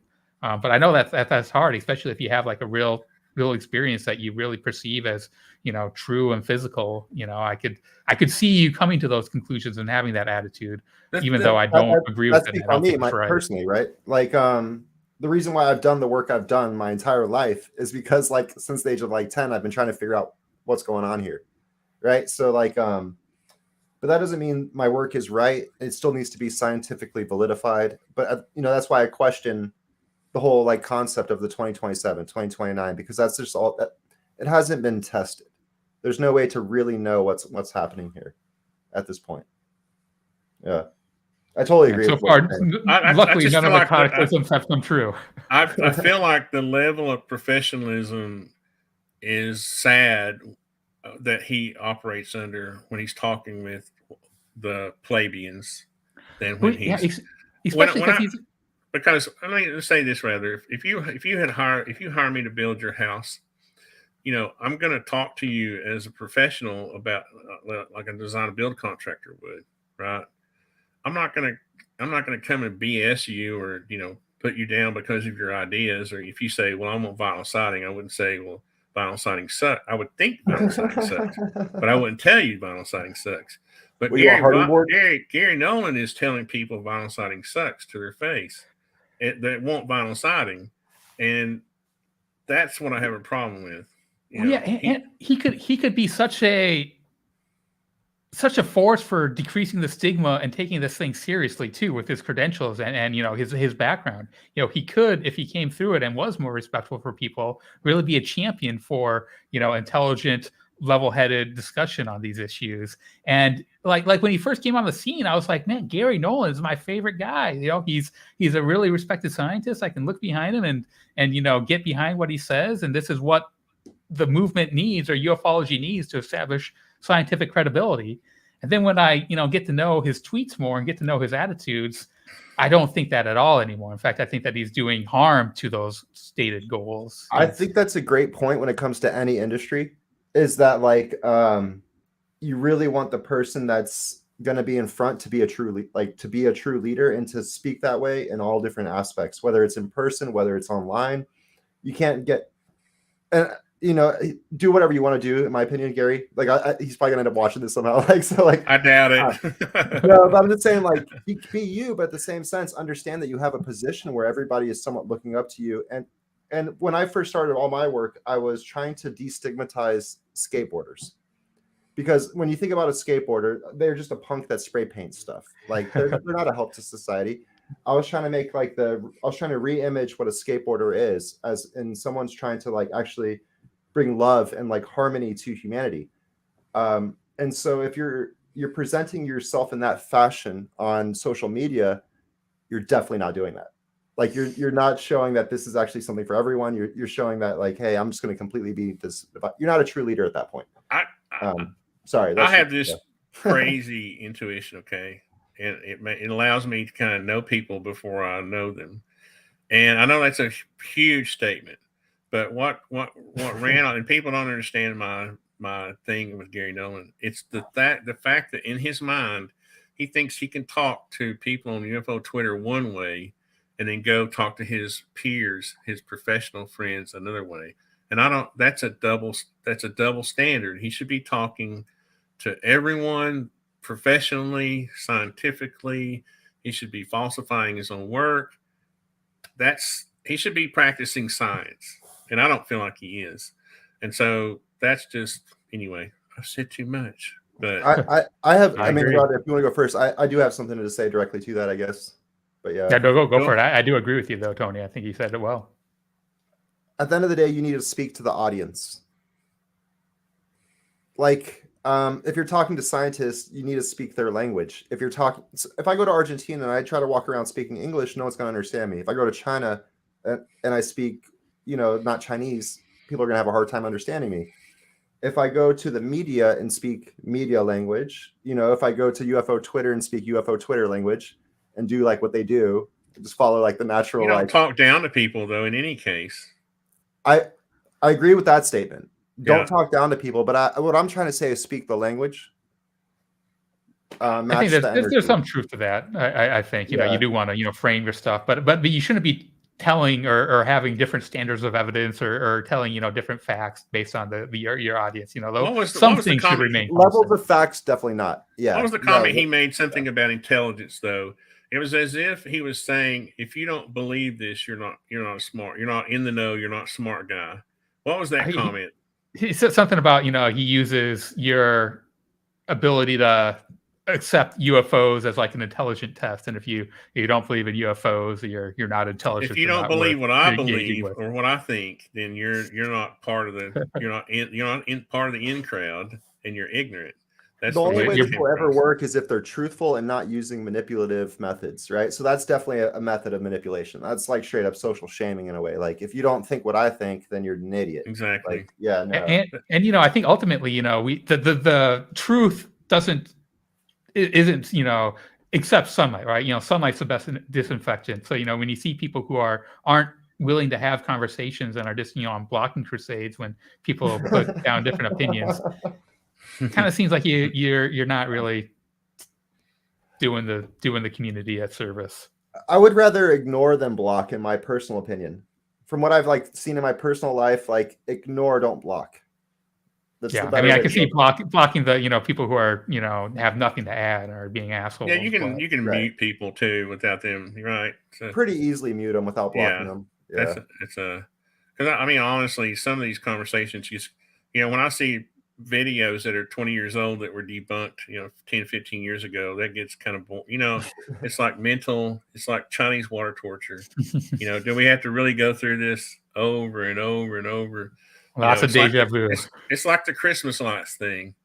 State your case, McWest, and move on. Quit if you're going to spend 12 hours a day on that one thing, I've been watching I didn't know who Mick West was, honestly, until recently with the UFO, Lou Elizondo. I actually came forward with information that that I have, and so basically, I didn't realize Mick West had been on with William Shatner and Strange, Weird or What, I forget what it's called, but I've seen so many of them where he's the guy there debunking it, and he's yeah, maybe it was this, and it's that's not what the people saw.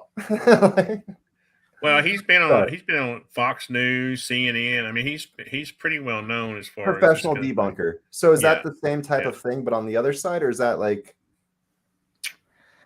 I know people have problems with Mick, but I don't think he goes around blocking people willy nilly, and he is very he'll engage with people who challenge him, and I never feel like he's engaging in bad faith arguments. I feel like he really is trying to express his beliefs and what he's calculating. I agree with you. Actually, I was in a Twitter space with him. At one point, we were talking about how the sun looks bigger on the horizon. I was telling him it's because there's more refraction, all this. He's like, no, it's an optical illusion because the sun is closer to the Earth. And I still don't know the right answer. He might be right. I've actually asked Mick to come on, and I think I might get an interview with him if I don't say too many bad things. But I actually don't have a problem. Most of the things Mick West has said, I actually agree with. But how do I explain this? There's a difference between your entire existence is to debunk than 100% objectivity, right? But I feel like his mode is automatically, right? It's just debunk, and that's just it, right? Straight.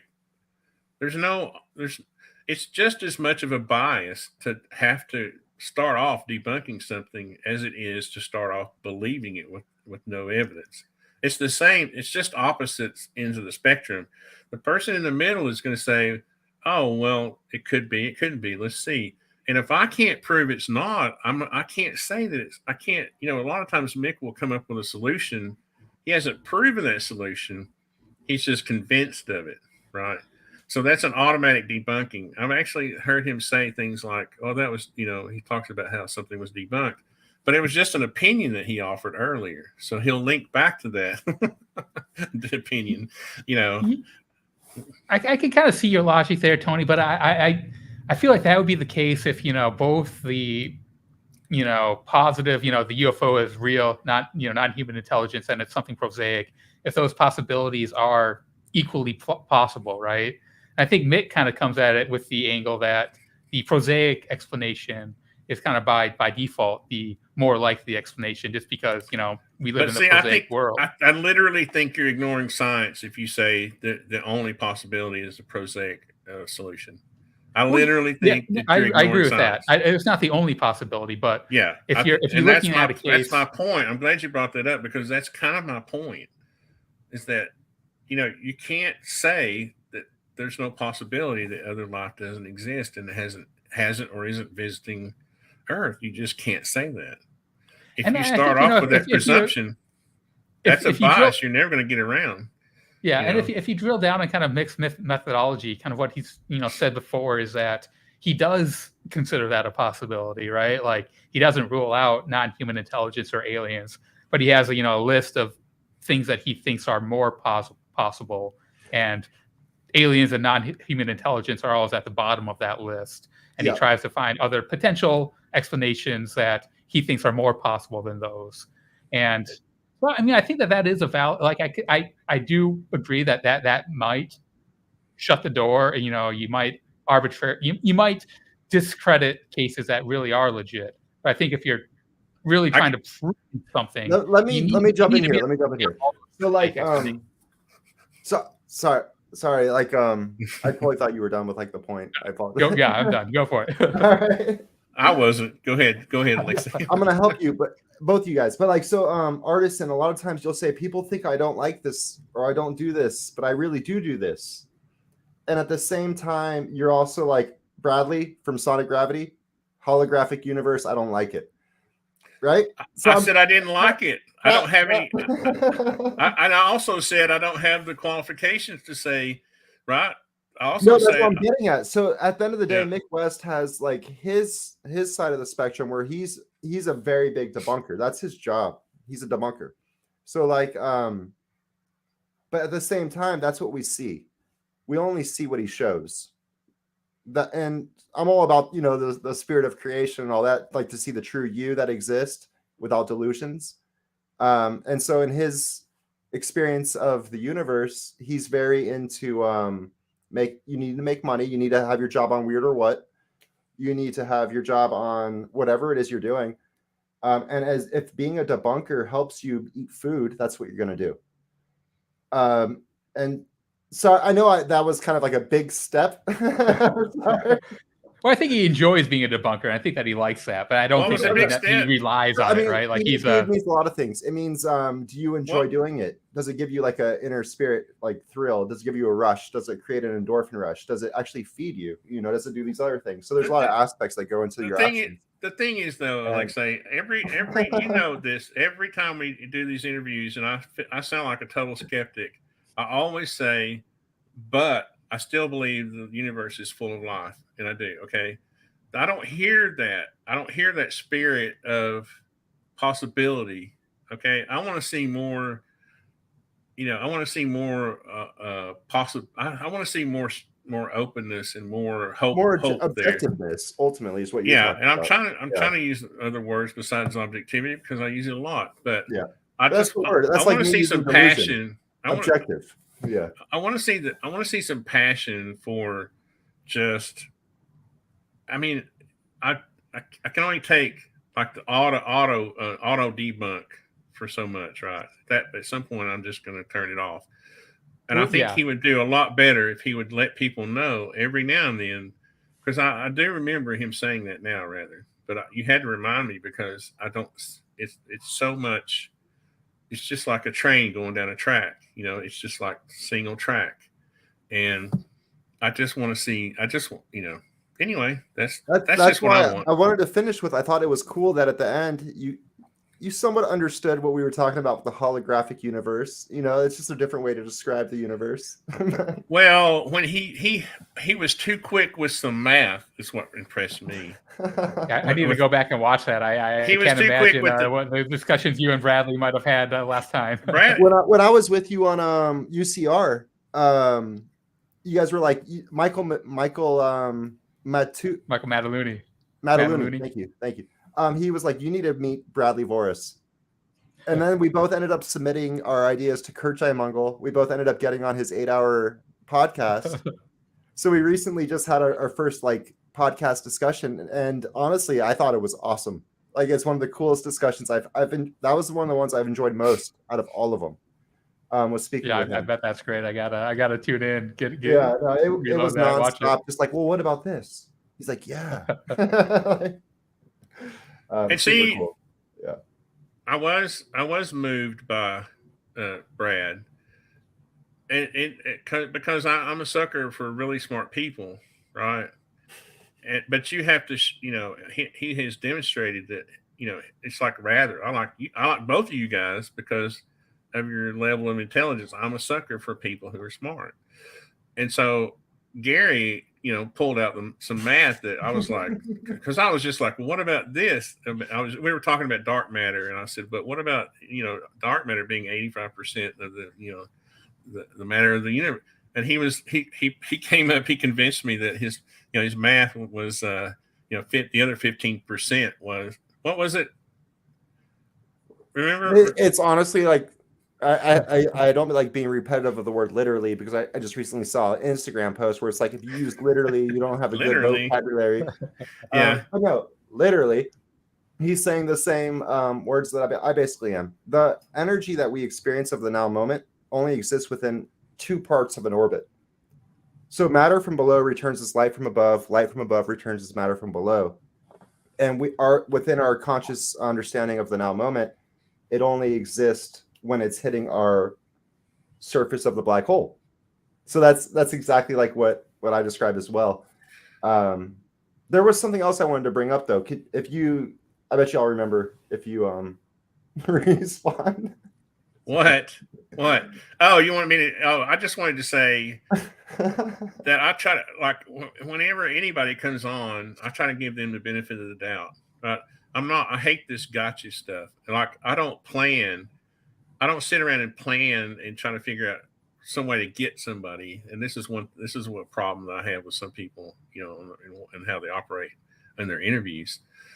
It's even like when Anjali was on, right?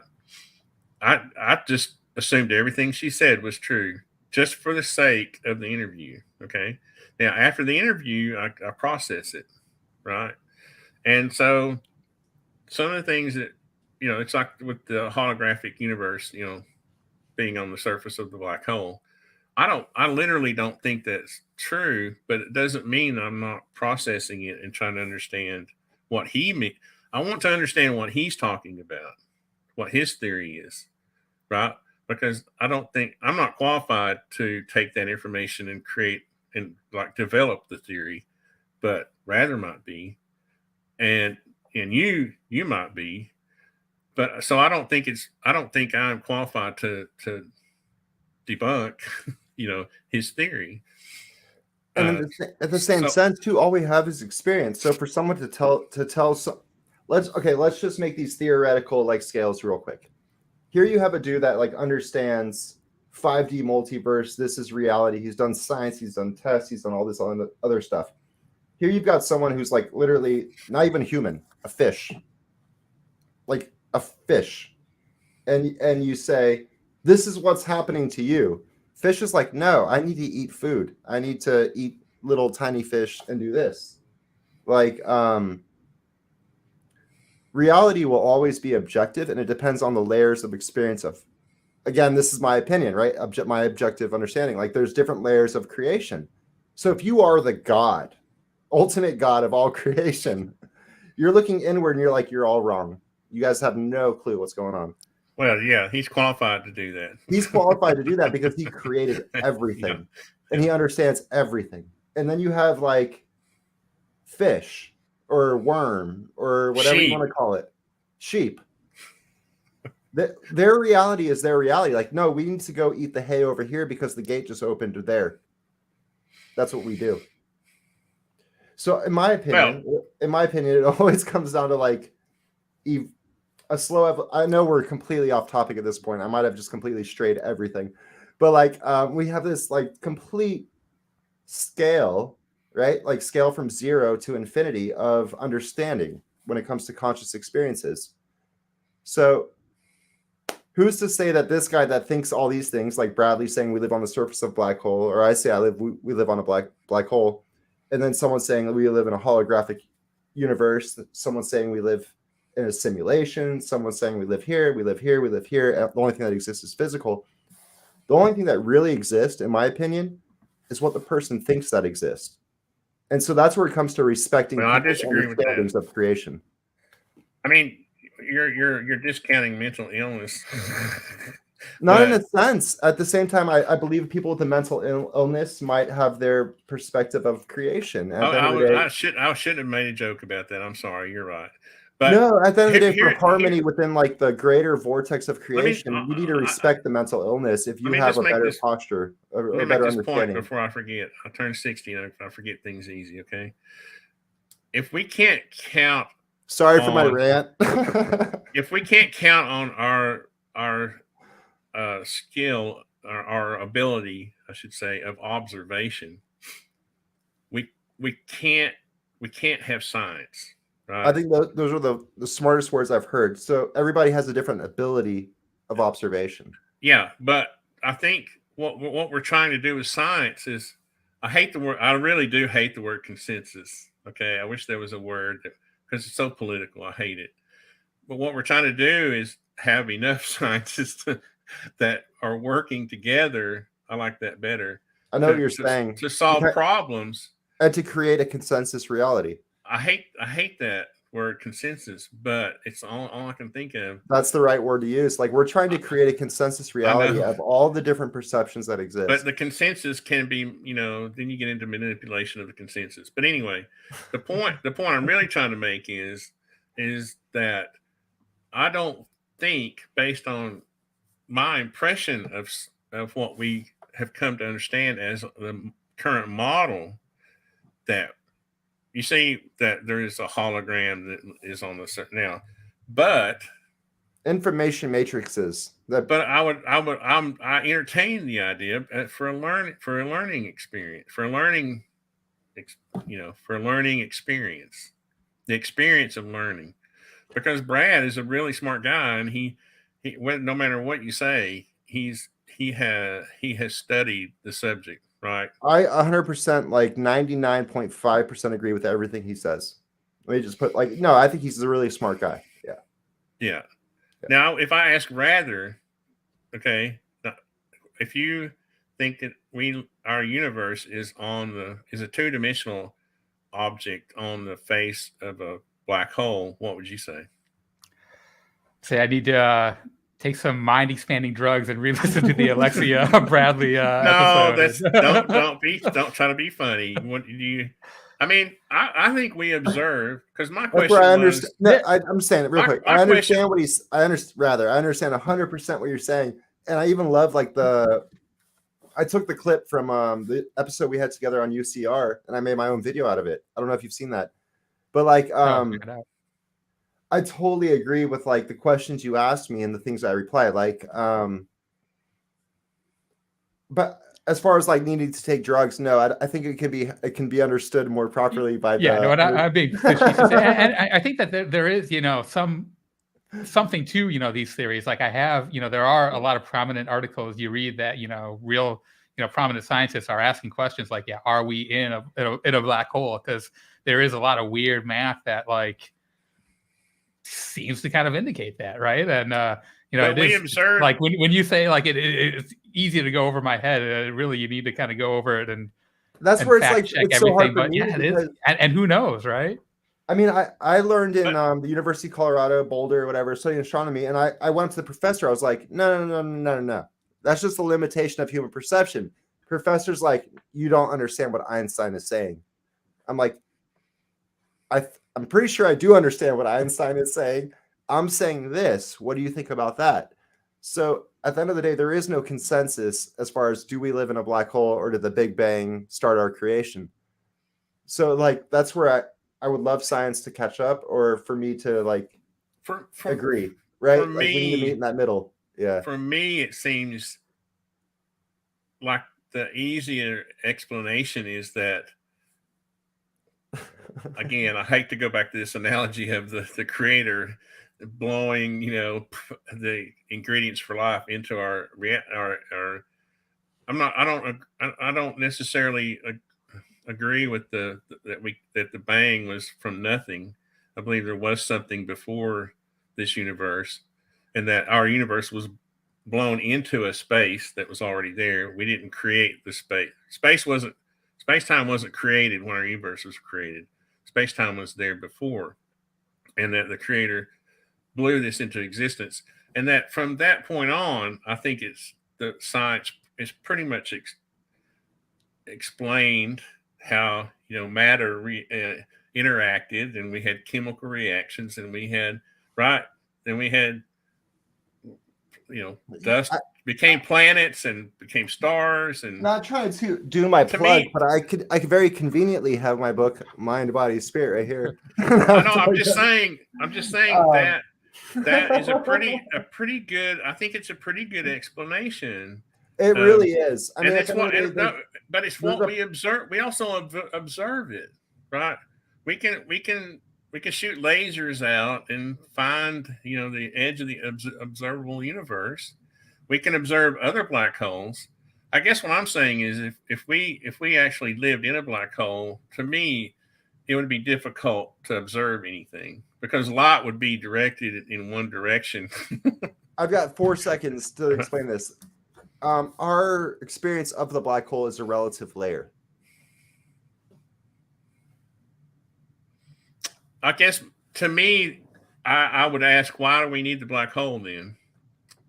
Because human evolution is a reaction to evolving within an expanding universe, and that our greatest sense is that of light, which comes from 2 revolutions around a fluid. The first being that of Earth, we get feel, touch, taste, and smell. The second being that of the sun, which is our sense of vision. Those are the 5 senses of experience. So what would be the greatest sense we have? Bradley Vorse said it, memory. I believe it's our sense of synchronization, to where we can experience love if we go in this direction, or no love if we go in that direction. And so that relates to the laminar versus turbulent flows of creation. No, I had to close my eyes to like properly get that out. No, I like the way you do that.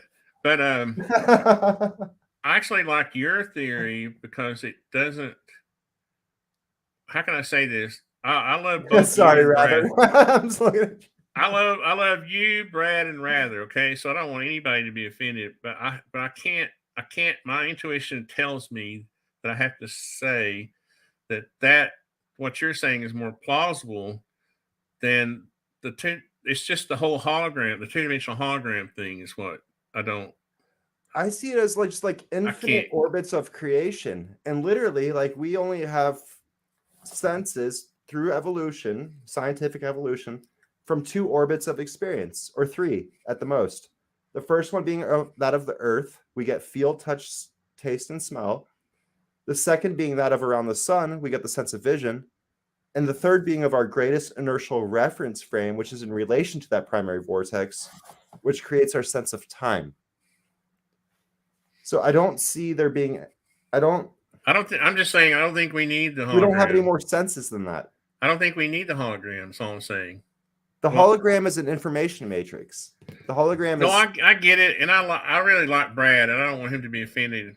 I feel like I can have my little opinion too. That's all. Yeah, no. Again, sorry, Rather. I don't. You see, we're just using our best words that we have to describe life.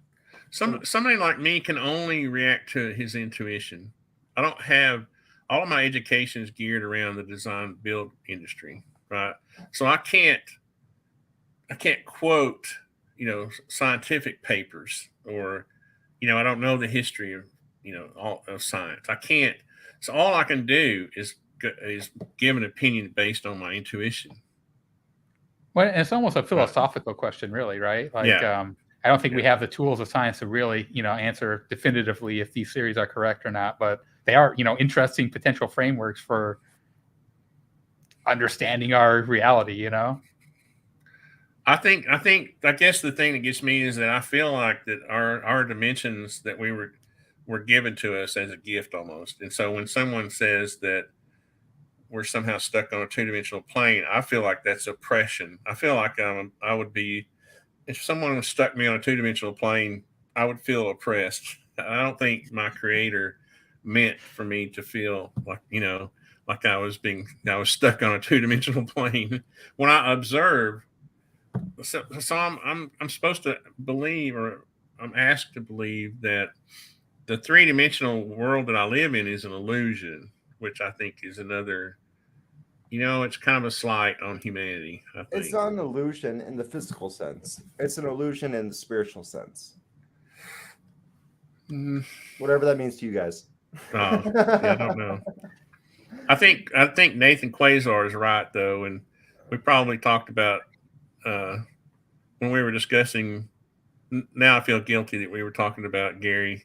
Yeah, I think we discussed ideas, events, and people. So we got all spectrum there.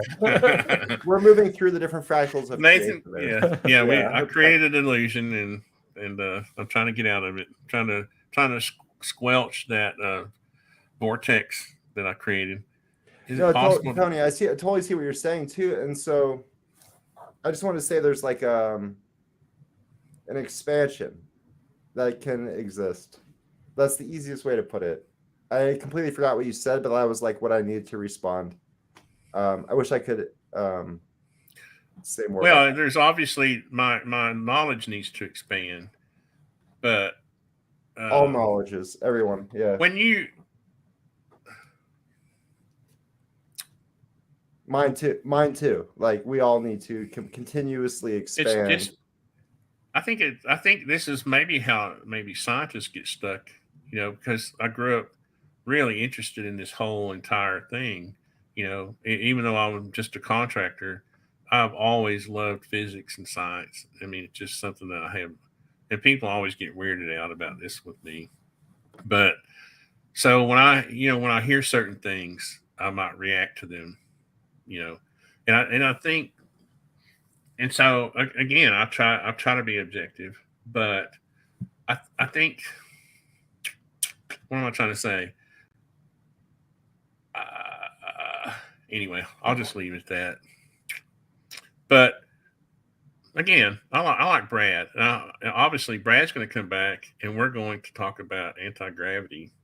So maybe you could come back with that. That would be a good one for you to come back and visit, rather, with us. That'd be fun. That would be cool. Maybe I don't think we've ever had more than 4 on our show, Tony, but maybe we get Michael on here as well. That would be a lot of fun. What did Michael? I never really heard the whole story about him leaving UCR. Yeah, I think he just kind of got tired of ufology. Kind of didn't wasn't feeling it anymore. I can see that. Well, he was so his at Singularity Mike, correct? Yeah. So so is he doing more like physics based stuff interviews at this point? Yeah, I don't think that he's doing anything really with that Singularity Lab anymore. I thought it was really cool. Fortunately, yeah, it was a fun program he had on there. Yeah, no, I thought it was really cool. Yeah. I can see how people would get kind of. I mean, I've been through. Again, I'm 60 years old, so I've been through these roller coaster rides with this stuff, before. And you do, and see, that was one of my little theories in the beginning, was that we're going to be inundated, and people will just get burned out and go back to sleep, right?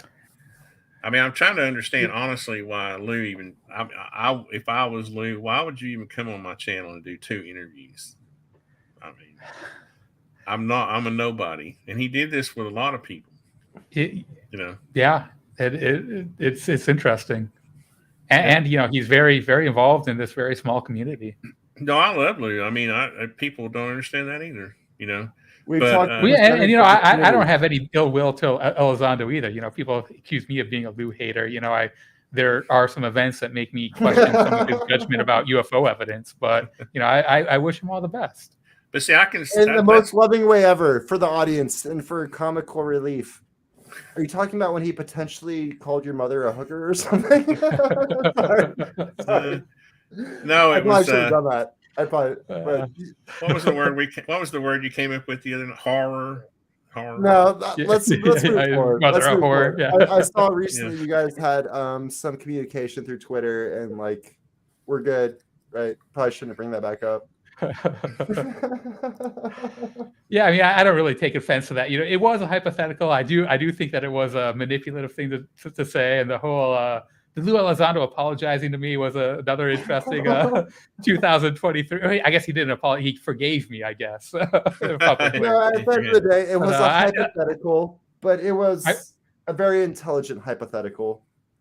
I understand both points very, very. And I'll accept his olive branch, although I would have been nicer if he would have, maybe messaged me in private, or not done that. Yeah, no, I get it. But it is what it is. I'll accept it. No, I apologize for being. I think one way to maintain objectivity is people are going to get tired of that word, I guess, but is to try to separate people from their jobs. I'm sorry. I mean, because whenever I first met Lou, I tried to think of him as a person.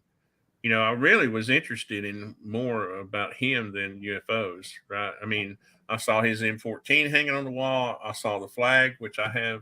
I have my brother's flag, the same. So we had a lot of things in common. A signed skateboard. Lou, if you're watching, who signed your skateboard? Sorry, just need to ask.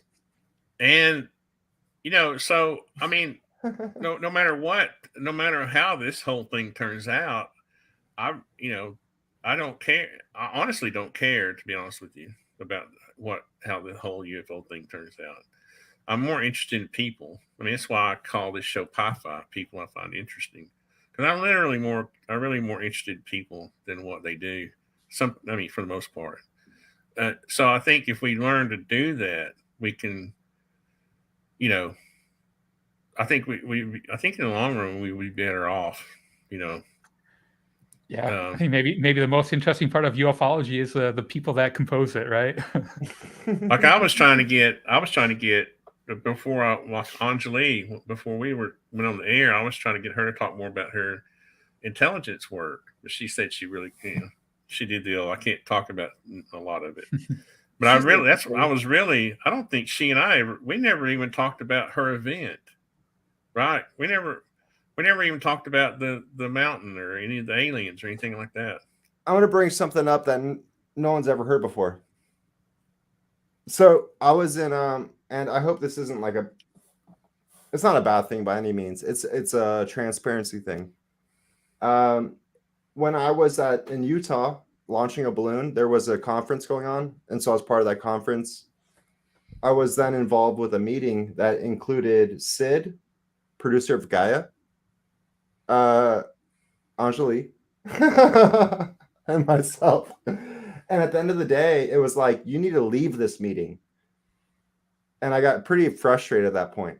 And the reason why I was asked to leave was because I suggested that someone else was in consult with the Council of Nine.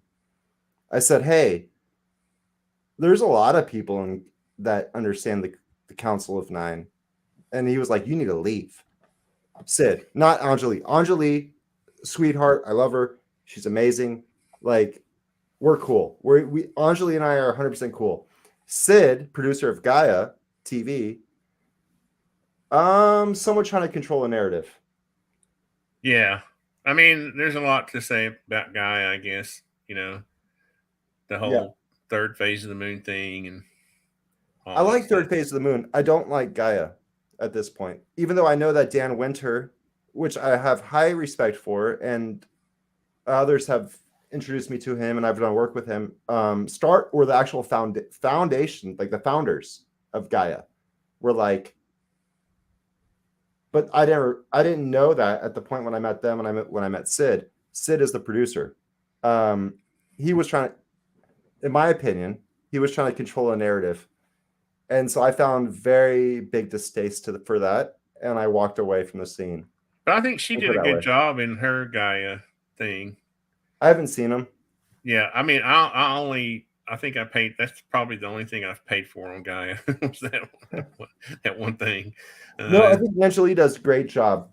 That's what I'm saying. Like, I really like her. I appreciate her work. I'm not trying to be no negativity in that direction. Angelique is one of those people that it's a good example of separating her from either a story or her work, because if you take it's like any of the gurus, if you just take their message and simplify it for your life, the things that they're talking about are really common sense ways to approach life, right?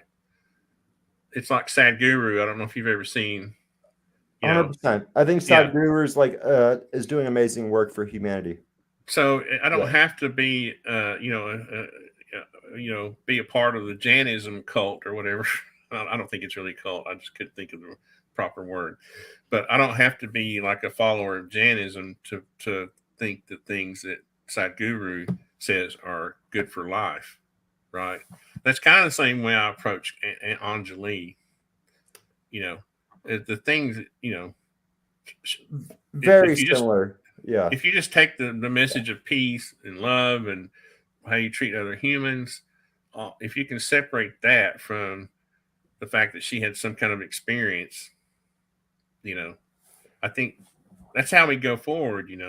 That somewhat relates to the whole Gary Nolan thing on Twitter too. Even like if you're out there saying like, not even replying but just blocking, that's similar to having some type of negative perception of you, right?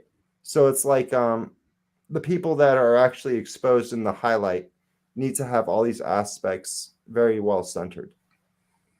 Just a thought. Any thoughts, rather? So yeah, totally random. we kind of veered off. No, so yeah, compelling discussion. I don't know if I have anything to add, but I love it. This is what happens when you're not prepared. You just go. When I say you, I mean me. But these are honestly, these are the kind of discussions I like having because, I mean, I like if you it means we're keeping an open mind when we're not steered in one direction, right? But I like the conversation to flow, like it has. Yeah, no, I appreciate you having us and having these discussions with us, Tony. This is so fun. Rather, what's your next video? I'm still trying to put that together. I put one out about interstellar objects. Like that's my main interest in the ufology is kind of Avi Loeb's project and identifying things that are coming into our solar system and determining if they're potentially alien technology. I haven't had a firm topic I'm working on next, but still looking for something that piques my interest. I wonder, does he have a date that they're supposed to shove off to go? For the fishing expedition for the ocean? Expedition. Yeah. I think it's sometime this year. I don't know if they have a specific date or not. But was it this summer or? I think I read 2023. I don't know exactly when, but yeah, I think they have the funding, and I think that they got the go ahead for that. And here's hoping. I have maintained my respect for that whole crew, even though yeah, me too. It's my last biggest hope for modern ufology. I made a mistake, and I got a little too excited about what I was doing, and I made the mistake of, I don't know. I wanted to impress them, and I did some of this design work on a project they gave me, and it's kind of like, I don't know. It's a long story. But It's the my advice to people who are wanting to work with people like that is just try not to be too much of it. What am I saying? Don't be too much of an individualist. Make sure you understand the goals of the project and try to be a team player and really understand. Uh, because I'm so used as a design and build contractor, I'm so used to coming up with solutions that I think are logical or whatever. And one of the solutions I came up with was kind of way off base. I thought it was a good idea, but it wasn't. And so anybody, it was a great idea. The people in charge didn't know what the hell they were looking at when you presented it. well, I don't want to go there. I'm just I saying. am. I think there's a. I guess what I'm trying to say is I still like what they're doing. I like Avi. You know, I hope they do well. You know, because there was a lot of people who helped in the beginning. You know, with the machine learning and all that, put hours and hours. And we had a little contest going at one time. We were trying to see because it had a little list of how many photographs you had helped for the machine learning, and I was up to like 2,000, 2,500. We had a little race going. It was kind of funny, and it was pretty awesome when they called it quits on the machine learning side of it. But that was pretty cool. I want to add to that. That was really cool. You're able to be part of that. In the same sense, I wanted to also say that many times we've to shift the conversation slightly.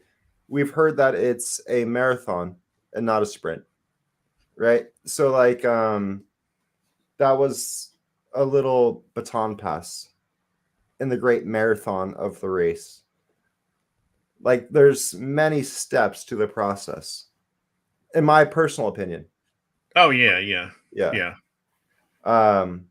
And so No, like the ones that will actually help, and well, everyone will be part of the help, but the ones that stick to it, continue working, work hard, genuine as hell, like be genuine, right, with your work.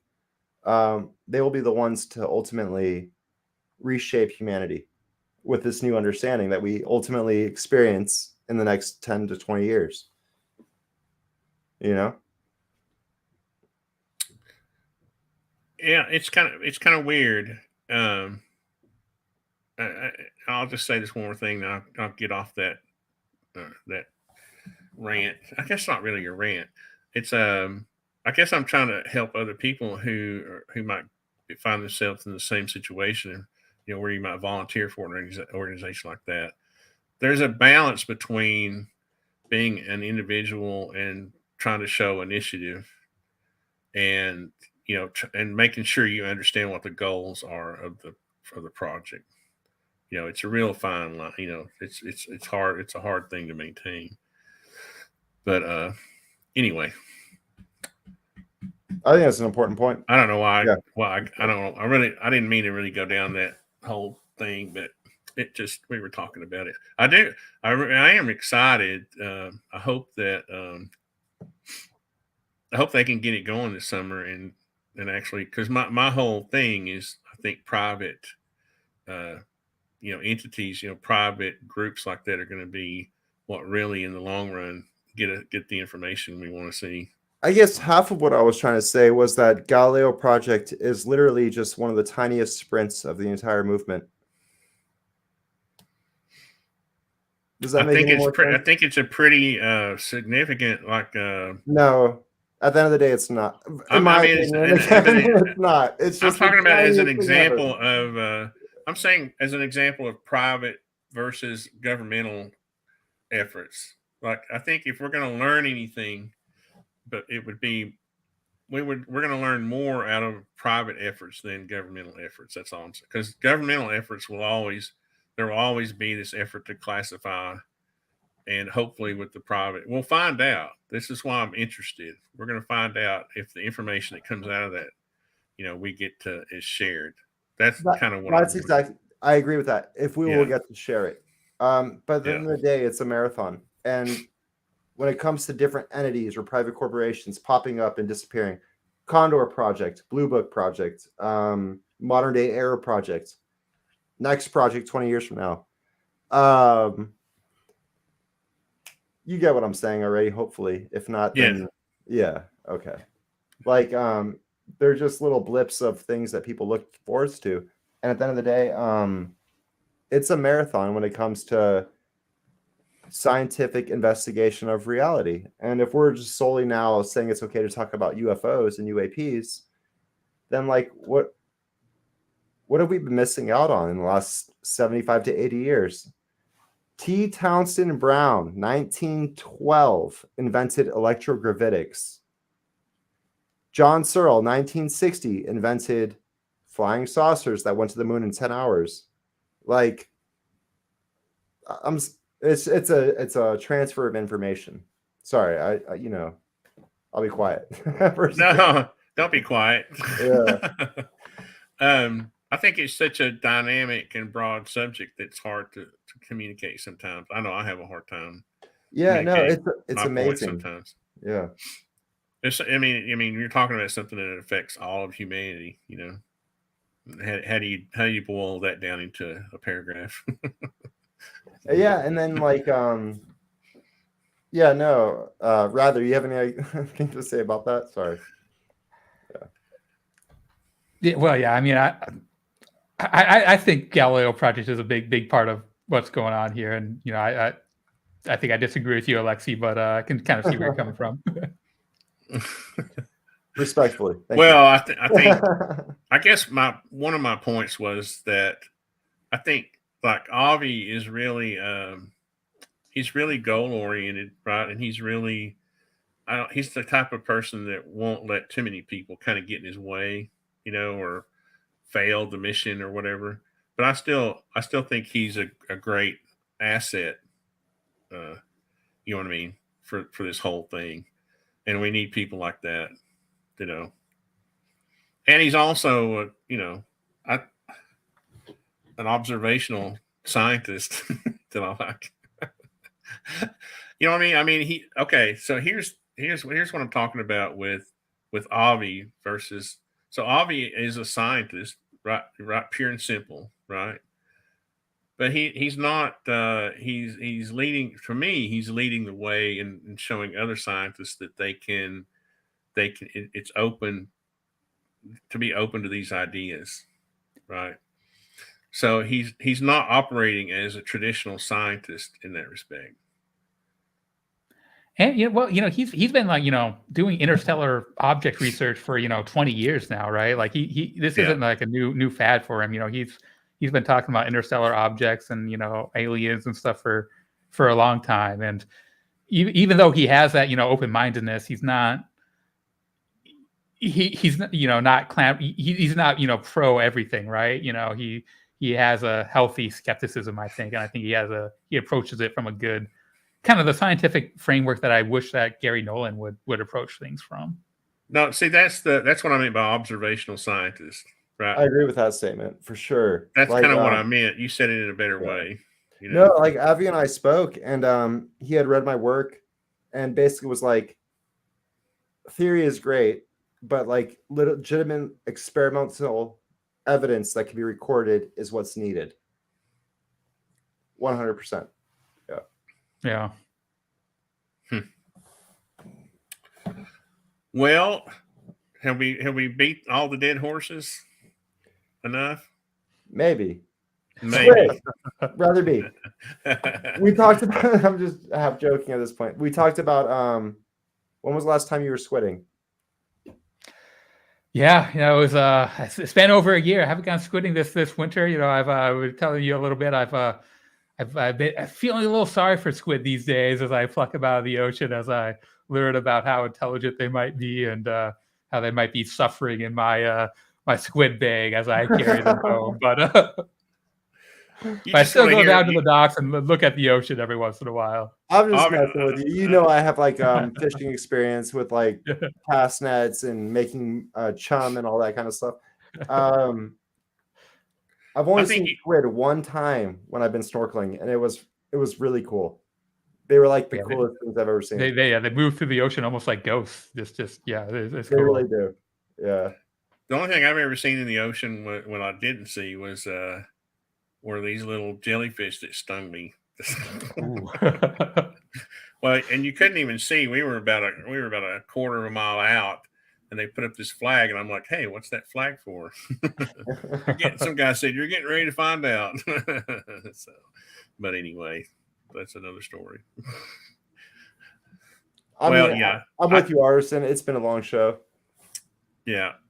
Well, rather, thanks for coming. I don't know that we got to talk about everything I wanted to talk about, but are you going to start doing a regular thing with Lou again?